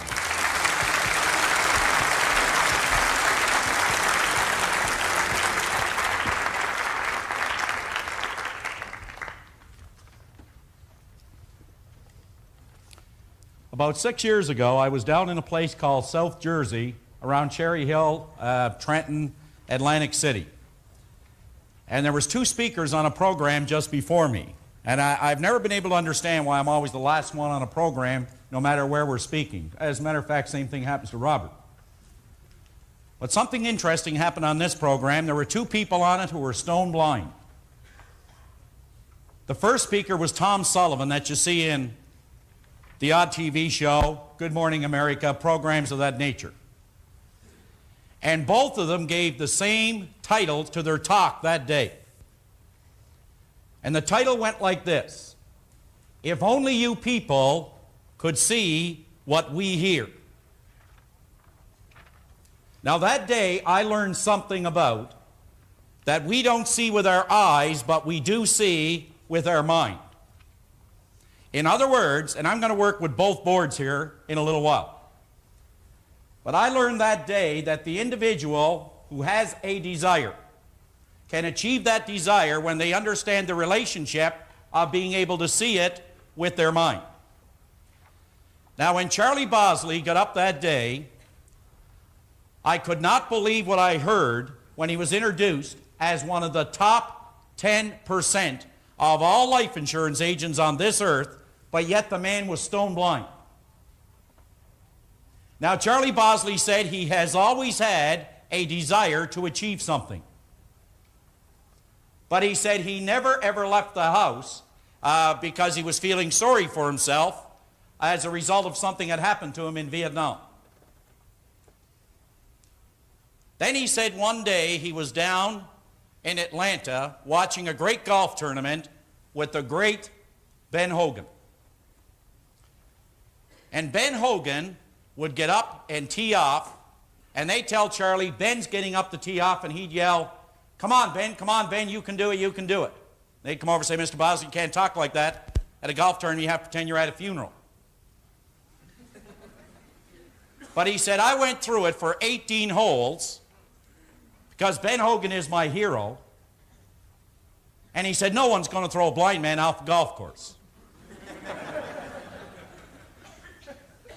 Now, he said, when it was all over, Ben Hogan came up to him and he said, Mr. Bosley, I want to thank you for being such an inspiration to me today. And Bosley said, no, it's I who should be thanking you, Mr. Hogan. He said, you see, when I heard your story, I was a man living in pity. He said, I heard about your car accident and how before the head-on collision you fell in front of your wife to protect her. And then when they got you to the hospital, they said to your wife, Mrs. Hogan, Ben will not live the night. And your wife said, you obviously don't know my husband.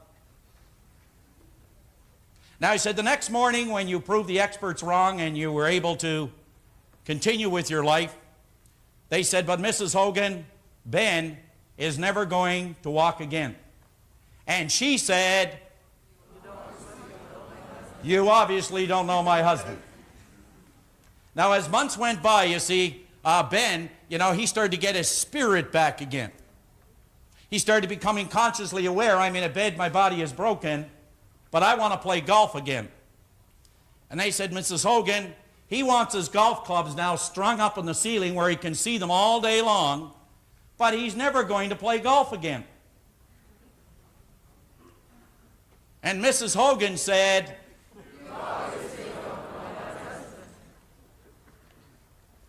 now he said, Mr. Hogan, you have won more golf tournaments and championships since your accident than before. And he said, that's the reason that I started to experience a different relationship with all the things that I have ever desired. And Hogan said, is there anything I can do for you, Mr. Bosley? He said, as a matter of fact, there is. He said, I'm pretty good golfer. Do you know that he can beat many people on a golf course any day of the week, even though he's blind? He said, what can I do for you, Mr. Bosley? He said, I want to play one round of golf with the great Ben Hogan. Anytime you want. He said, there's one condition, Mr. Hogan. I want to play for $1,000 a hole. Now, I want you to keep in mind here, before I finish this story, Bob mentioned how some people put what is called a crown on circumstance.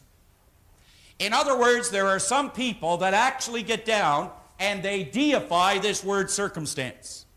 That's what's in control of their life. But yet here was a man whose sensory factor called sight, it was absent, he was blind. And Ben said, there is no way that I'm going to play you for $1,000 a hole. What will people think of me? He said, now just a minute, Mr. Hogan, you asked me for a request, I gave it to you, now you're backing out. Well, he got the best of Ben, and Ben said, I'll tell you what, I've got some people here, they're witness to the fact that I warned you, I'll play you, but I am going to play my best. Charlie said, that's fine. I wouldn't expect you to do anything else, Ben. Ben said, okay, when do you want to play? And Charlie said, 10 o'clock tonight.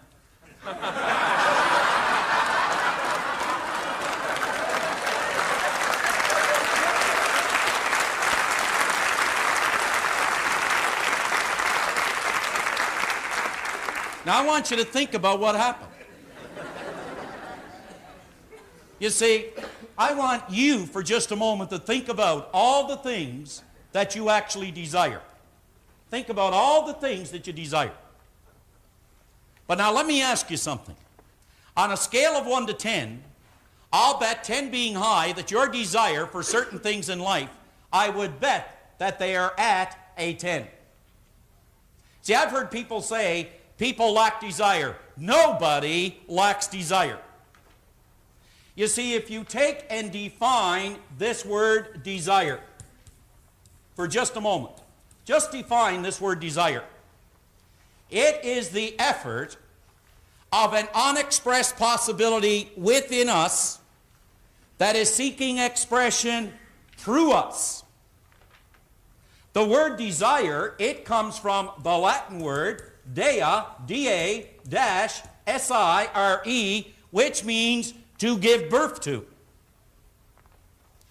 Everybody in here has something rattling around within them that they want to give birth to. Desire is the language of spirit. But it seems the basic difference in people who experience their desire versus people who do not experience their desire, it has something to do with this great principle, the greatest principle an individual can ever learn, which is called expectation. Expectation.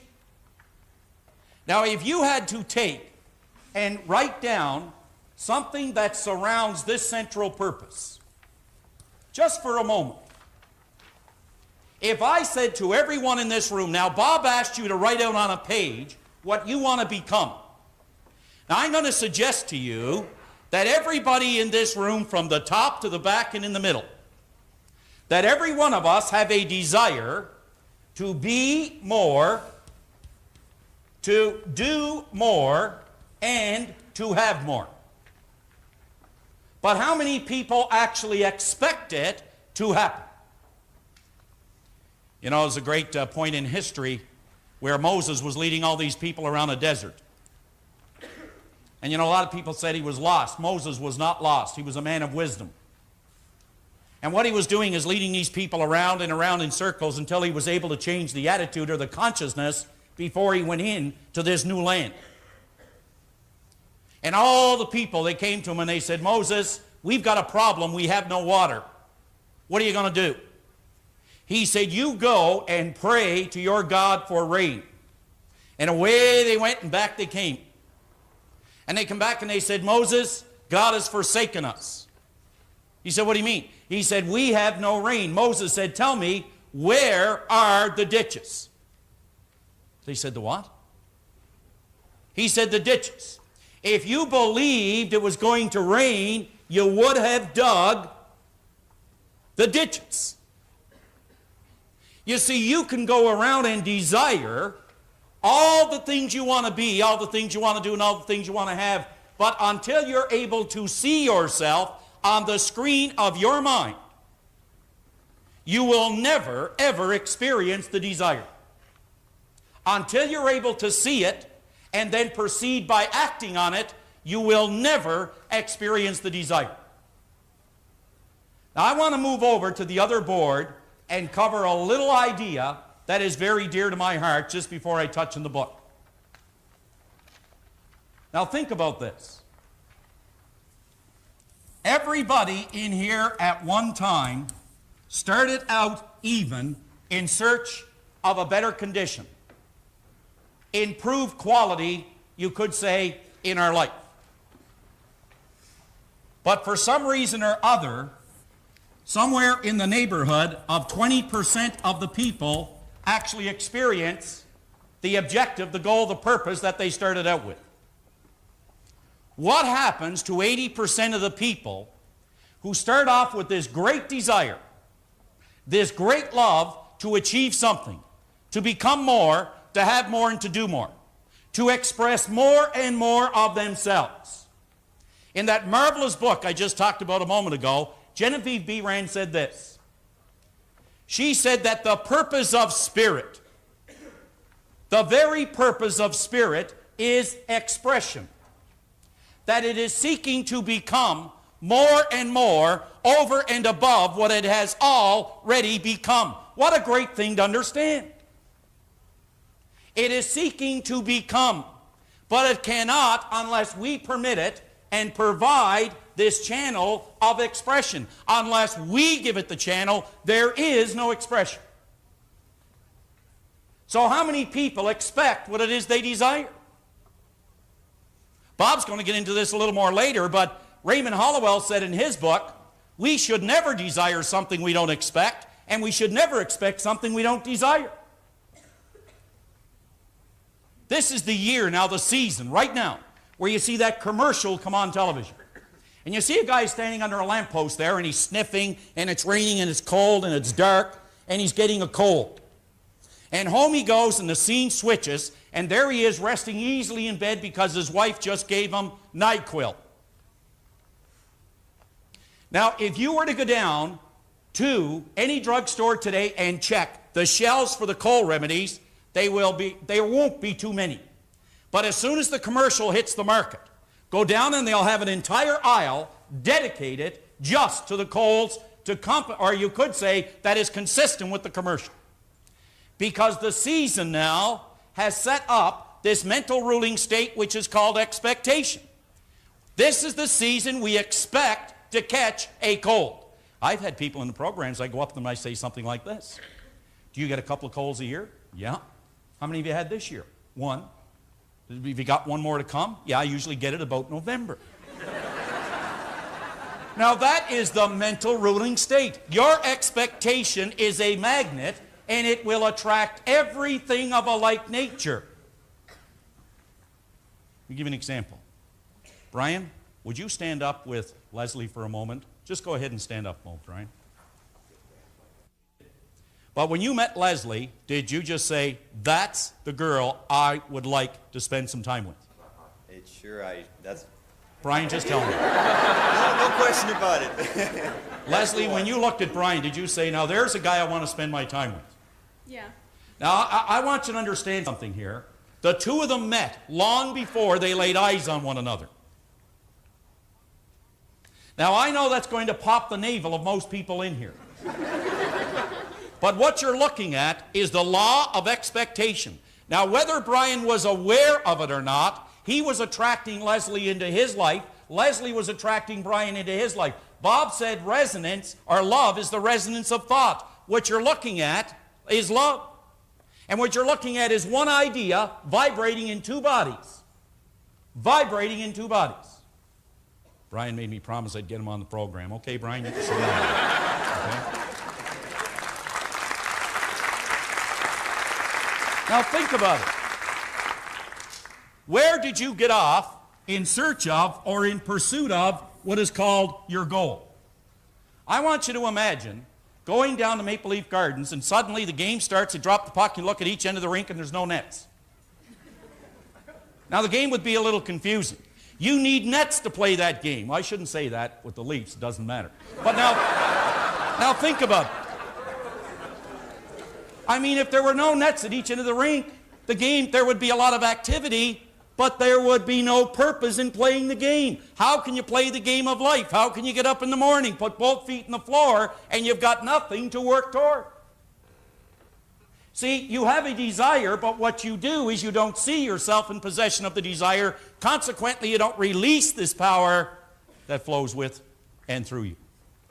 But isn't it interesting that we all started out in pursuit of the objective, but something happens at a particular point. We run into a crisis. We run into conflict. And it seems that we run into what is called demands.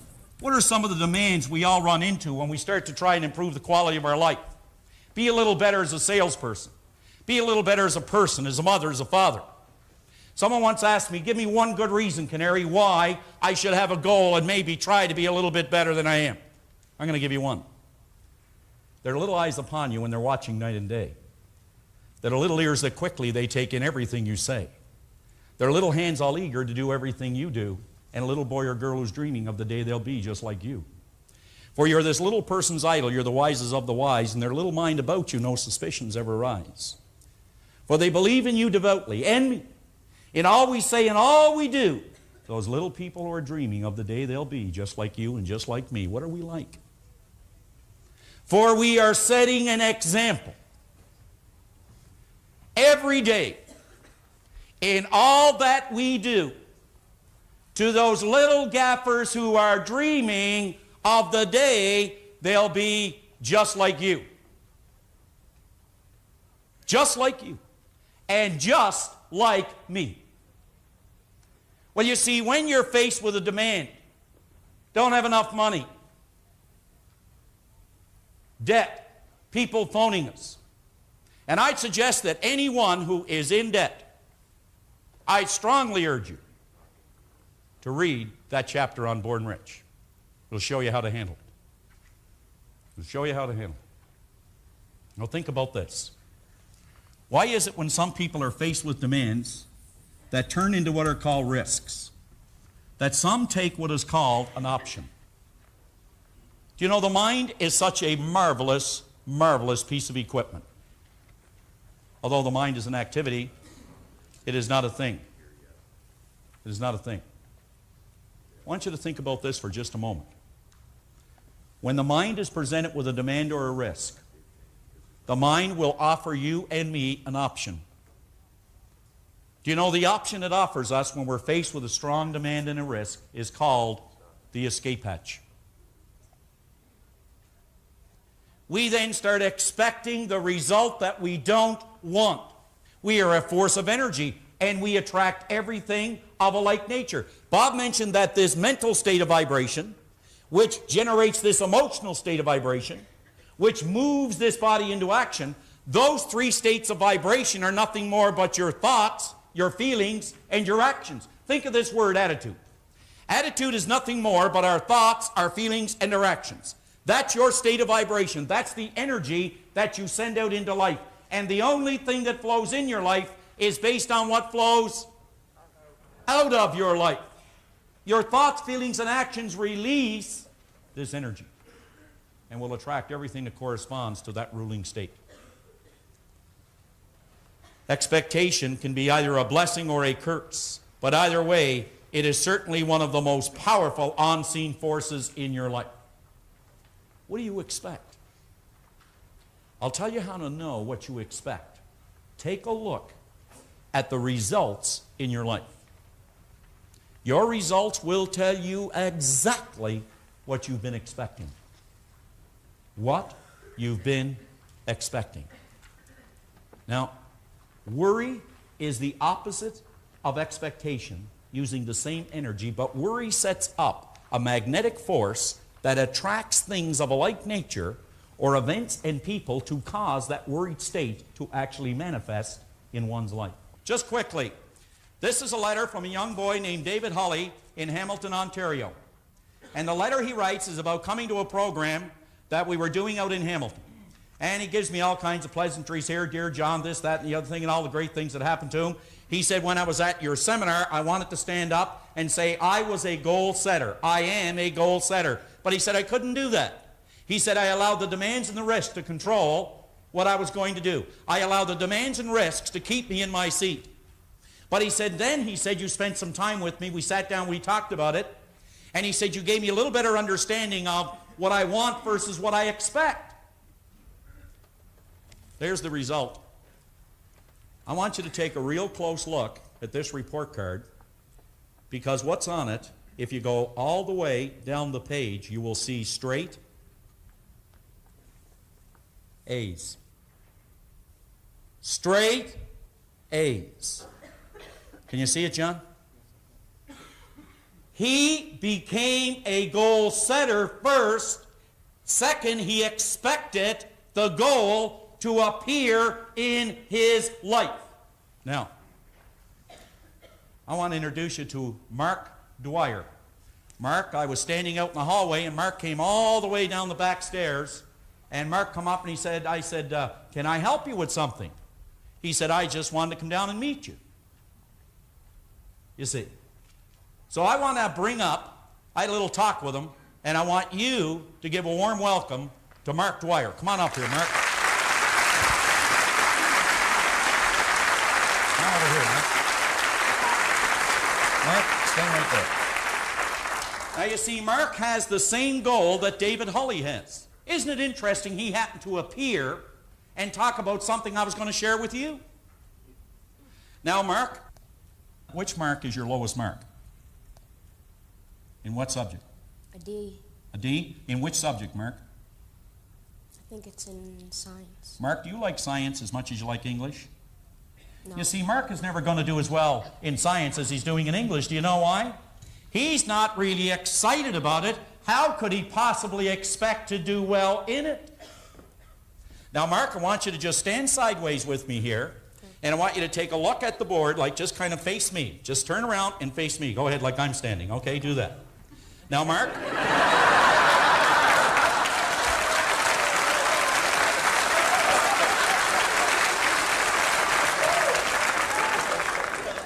Mark, have you been talking to Bob before you come up here?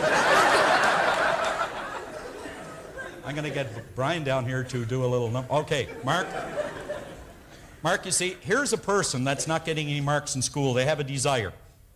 And they start out, Mark, with all the marks that they want in school. They want to be good kids. You understand what I'm saying? Yeah. They want to do well in school. But you know, there's demands and there are risks. You know what the demands and risks are, Mark? The demands and the risks are coming from their peers. Do you know, Mark, there are people in school that are going to stop you from doing well if you let them. Yes. Isn't that right, Mark? Yes. Mark, are you going to let them? No. Mark, you see, you have a desire, right? Now, Mark, you can see yourself not accomplishing that desire because there's a lot of demands and a lot of things that tell you can't do it. There's a lot of people who are going to say you can't be a member of our club if you want to get good marks. And then what you do is you take the escape hatch. Mark, I want you to remember one thing for me, will you? That no one can make you feel inferior without your consent. Will you remember that? Yes. No one. No. Now, Mark, I want you to back up just a little bit, take a couple steps back, okay? Okay, and stand like I stand, okay? Now, Mark, you do have a desire. Mark has an average of B's in school now. Is that correct, Mark? Yep. Mark, what mark do you want, Mark? A. Mark wants A's in school. Mark, can you see yourself with a report card with A's on it? Yes. Now, Mark, when you go home, I want you to sit down with your mom. Your mom is here, isn't that right? Yes. And I want you and your mom to get a blank report card at school. When is the next report card, Mark? When do you get the next one? I don't know. Do you get it in the next couple of months, December, something like that? Yeah. I want you to get a blank report card when you go home. And you take it home, you and Mom, and you sit down, and what you do is you fill in the marks that you want this year. And then you put it up beside your bed. And you actually see those marks, not only in your mind, but before you go to bed every night, you see the marks that you want already on the report card long before you get the report card. Can you do that, Mark? Yes. You can do that? Yep. Mark, is there anything you want to say to everybody here? Hello. Hello?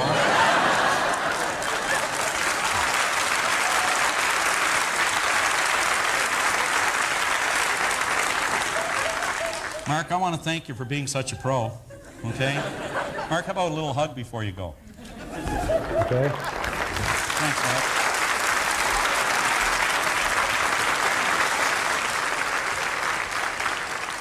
Now you see, why can we not sit down with, say, kids in school and fill out the report card before the term begins? We do it in business. We do it in everything else. Why not set up an environment or an atmosphere of expectation? All right. Now, I'm going to ask you that before you leave here today, like at lunch, you take this book with you. You take some time today, and you sit down with page 33, and you list in your personal life, in your family life, and in your business life, all the things that you really want. And then beside it, put down whether or not you have been expecting them. Now, why haven't we been expecting them? Because we allow the demand and we allow the risk to control whether or not we're going to do it. Don't allow others. Don't allow circumstance. Don't allow it to control the way you feel about you. You determine your mental ruling state. Now, would you switch back, please, to page 31? I want to finish this so we can stay on time here. Now, there is one line just below the first paragraph on page 31. What are you doing to increase your income? I could have said, what are you doing to increase your relationships? What are you doing to increase, we'll say, your well-being? What are you doing to increase your productivity? What are you doing to increase these things, to improve them? Well, if your answer to this question is nothing, or if you are just beginning to think seriously about what you could do, you have probably not yet grasped the ideas presented in the previous chapters. You should be aware that the chapters in this book resemble the individual pieces of a jigsaw puzzle. And each chapter is related one to the other in such a way that if we put them together, we can see the entire picture. The entire picture. I had an individual come up to me one day at a seminar and said, you know, Kanary, he said, this is all well and good, and I'd like to go ahead and do it. But he said, you realize that by the time I reach this goal I want to set, he said, I'm 50 now. He said, and for me to reach this goal, I'd be 58. I said, well, how old will you be if you don't reach it? Come on, think about it now. I mean the kind of thinking that we get involved in. Einstein said that all conditions and all circumstances in our lives, he said, they are a result of a certain level of thinking. Now, he said, if we want to change the conditions and the circumstance, we got to change the level of thinking that's responsible for it. We got to change the level of thinking that's responsible for it, which is our expectations must move to a new dimension. In this last paragraph, since you are now well into the heart of the book, I would ask you to pay particular close attention to the ideas which follow, so you can use them to successfully tie all the pieces together. You will soon discover that if the ideas in this chapter are applied with intelligence, that expectation can be a triggering mechanism which attracts into your life every good that you desire. Do you know, if you have something you desire today, which you do you know that puts you in touch with it? You're hooked up to it. You're in harmony with it right now, but it's your expectation that moves it into your life. We will always gravitate towards that which we most secretly love, be it base of beautiful or a mixture of both. For into your hand will be placed the exact result of your ideal, your vision. Into your hand will be placed the exact result of your vision and your ideal. So expectation is the triggering mechanism. However, if you do not exercise extreme caution, expectation can also turn just as rapidly into a destructive, lethal enemy. As people go around expecting bad things to happen to them. Oh, I don't want to do that. What if this happens? Therefore, you must be cognizant of how you are exercising this invisible but powerful force.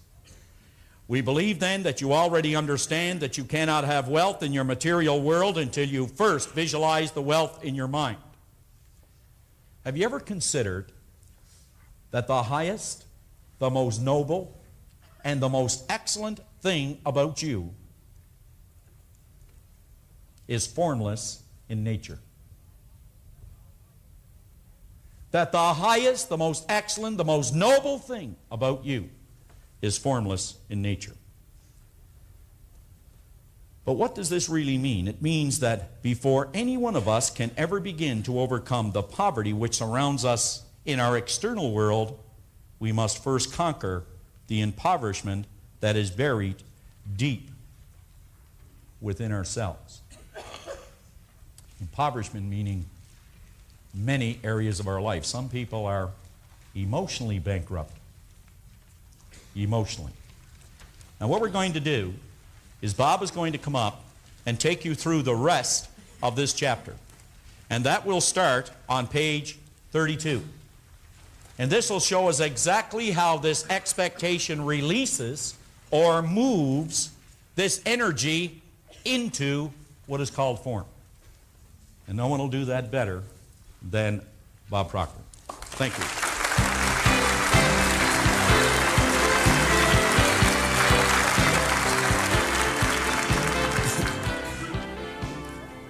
Flip over to page 32.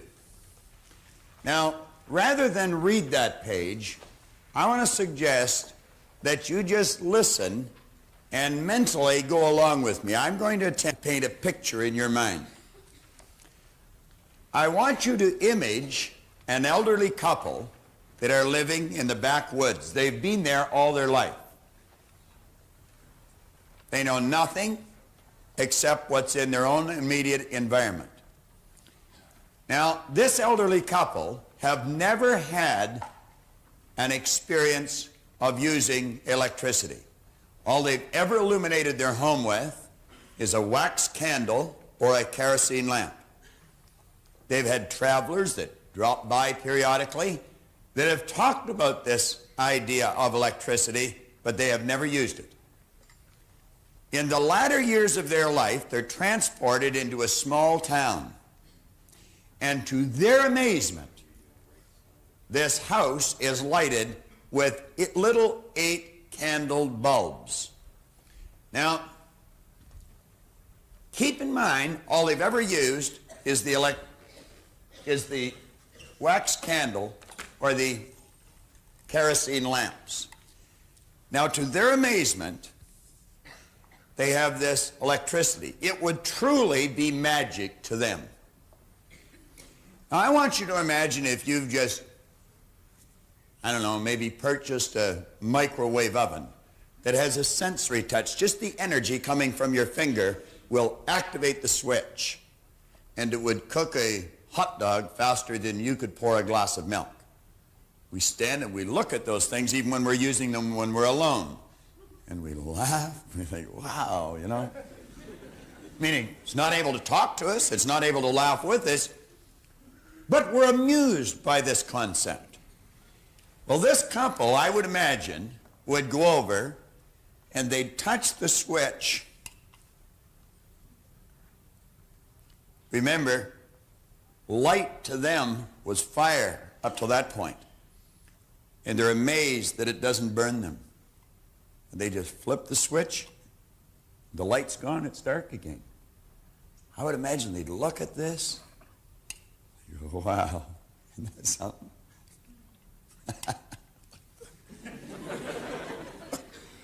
Think of it.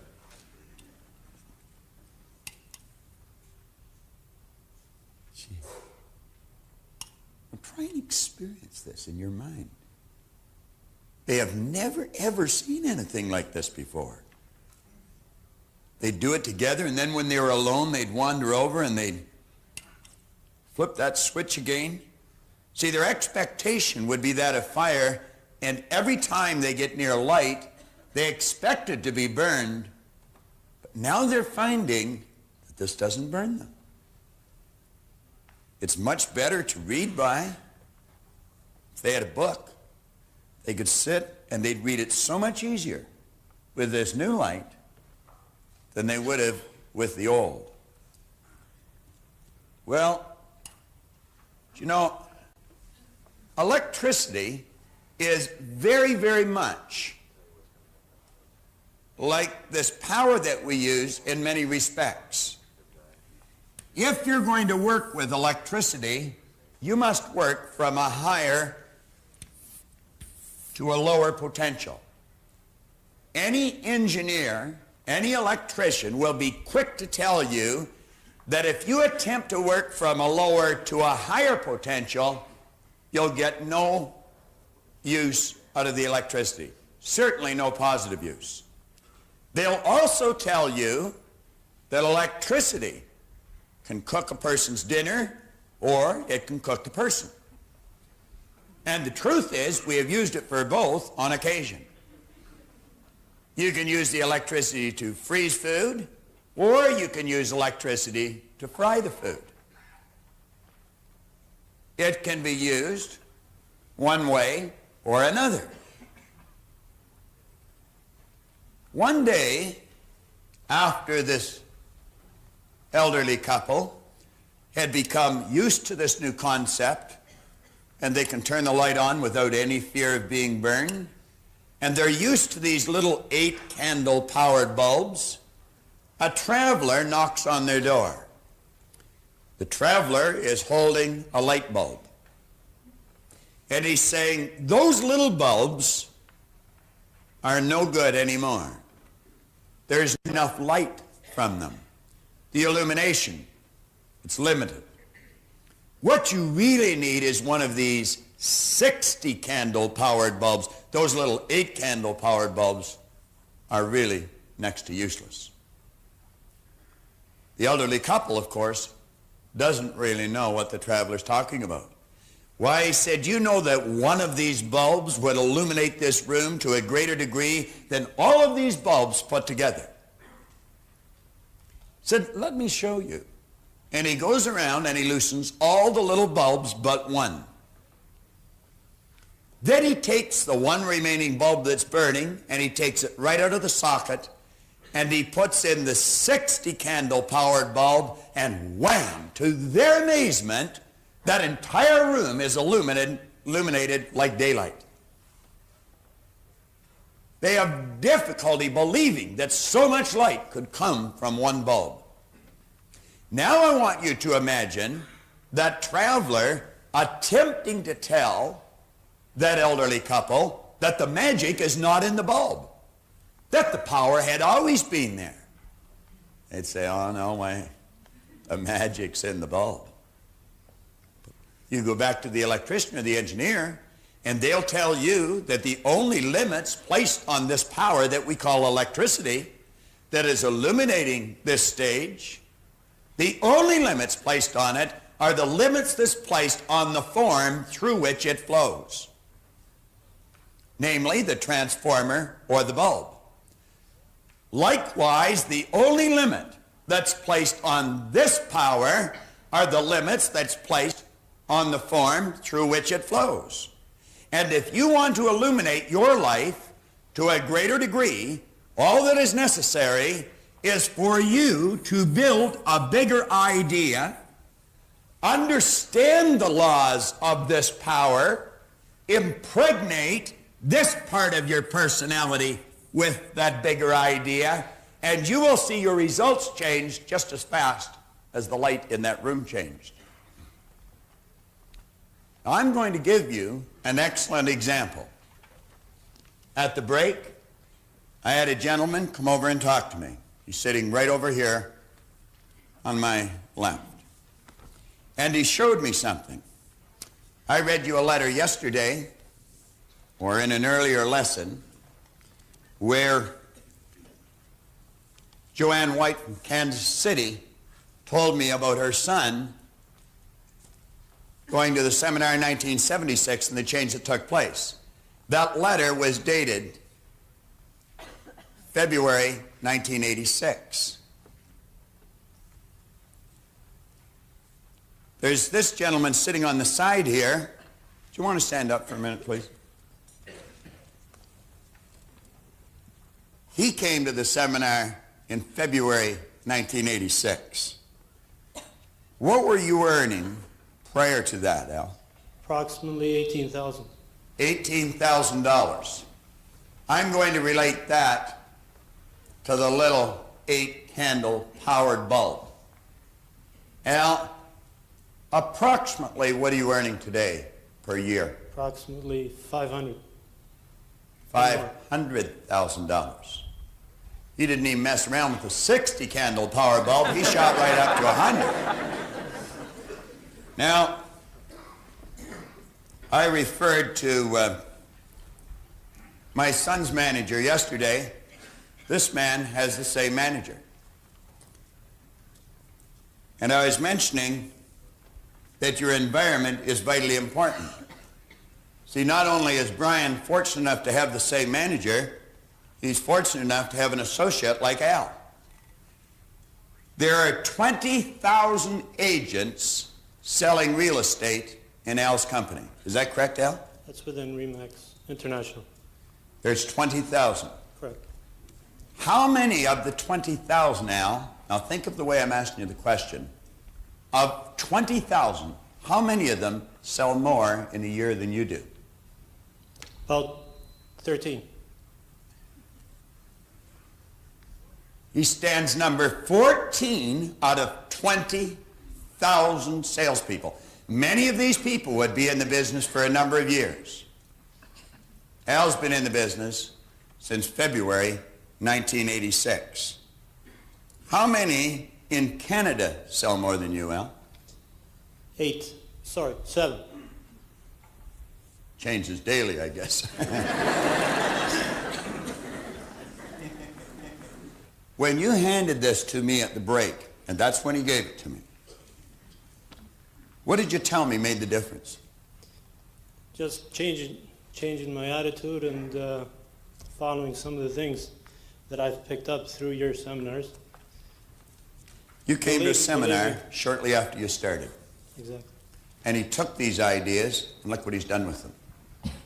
Give him another hand. Thank you, Al.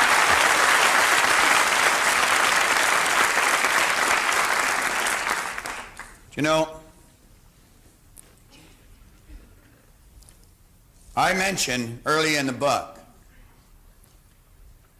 that reading and memorizing this information does absolutely no good.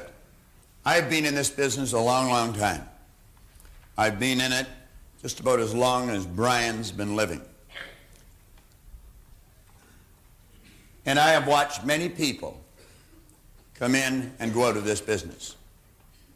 Many of them could talk very intelligently about this, but only a few ever really learned how to use it. You've got to stick with this. And you have to take these lessons serious. They sound a little silly at times, but it's like the little young guy from Burlington that I mentioned, Tim Krochak. He said, although this stuff may sound hokey, it works.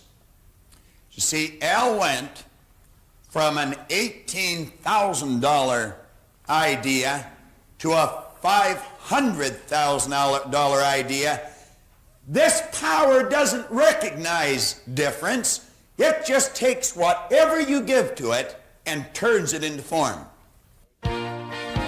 I was just reading from Belief in the Torchbearer series. You just saw your Mark.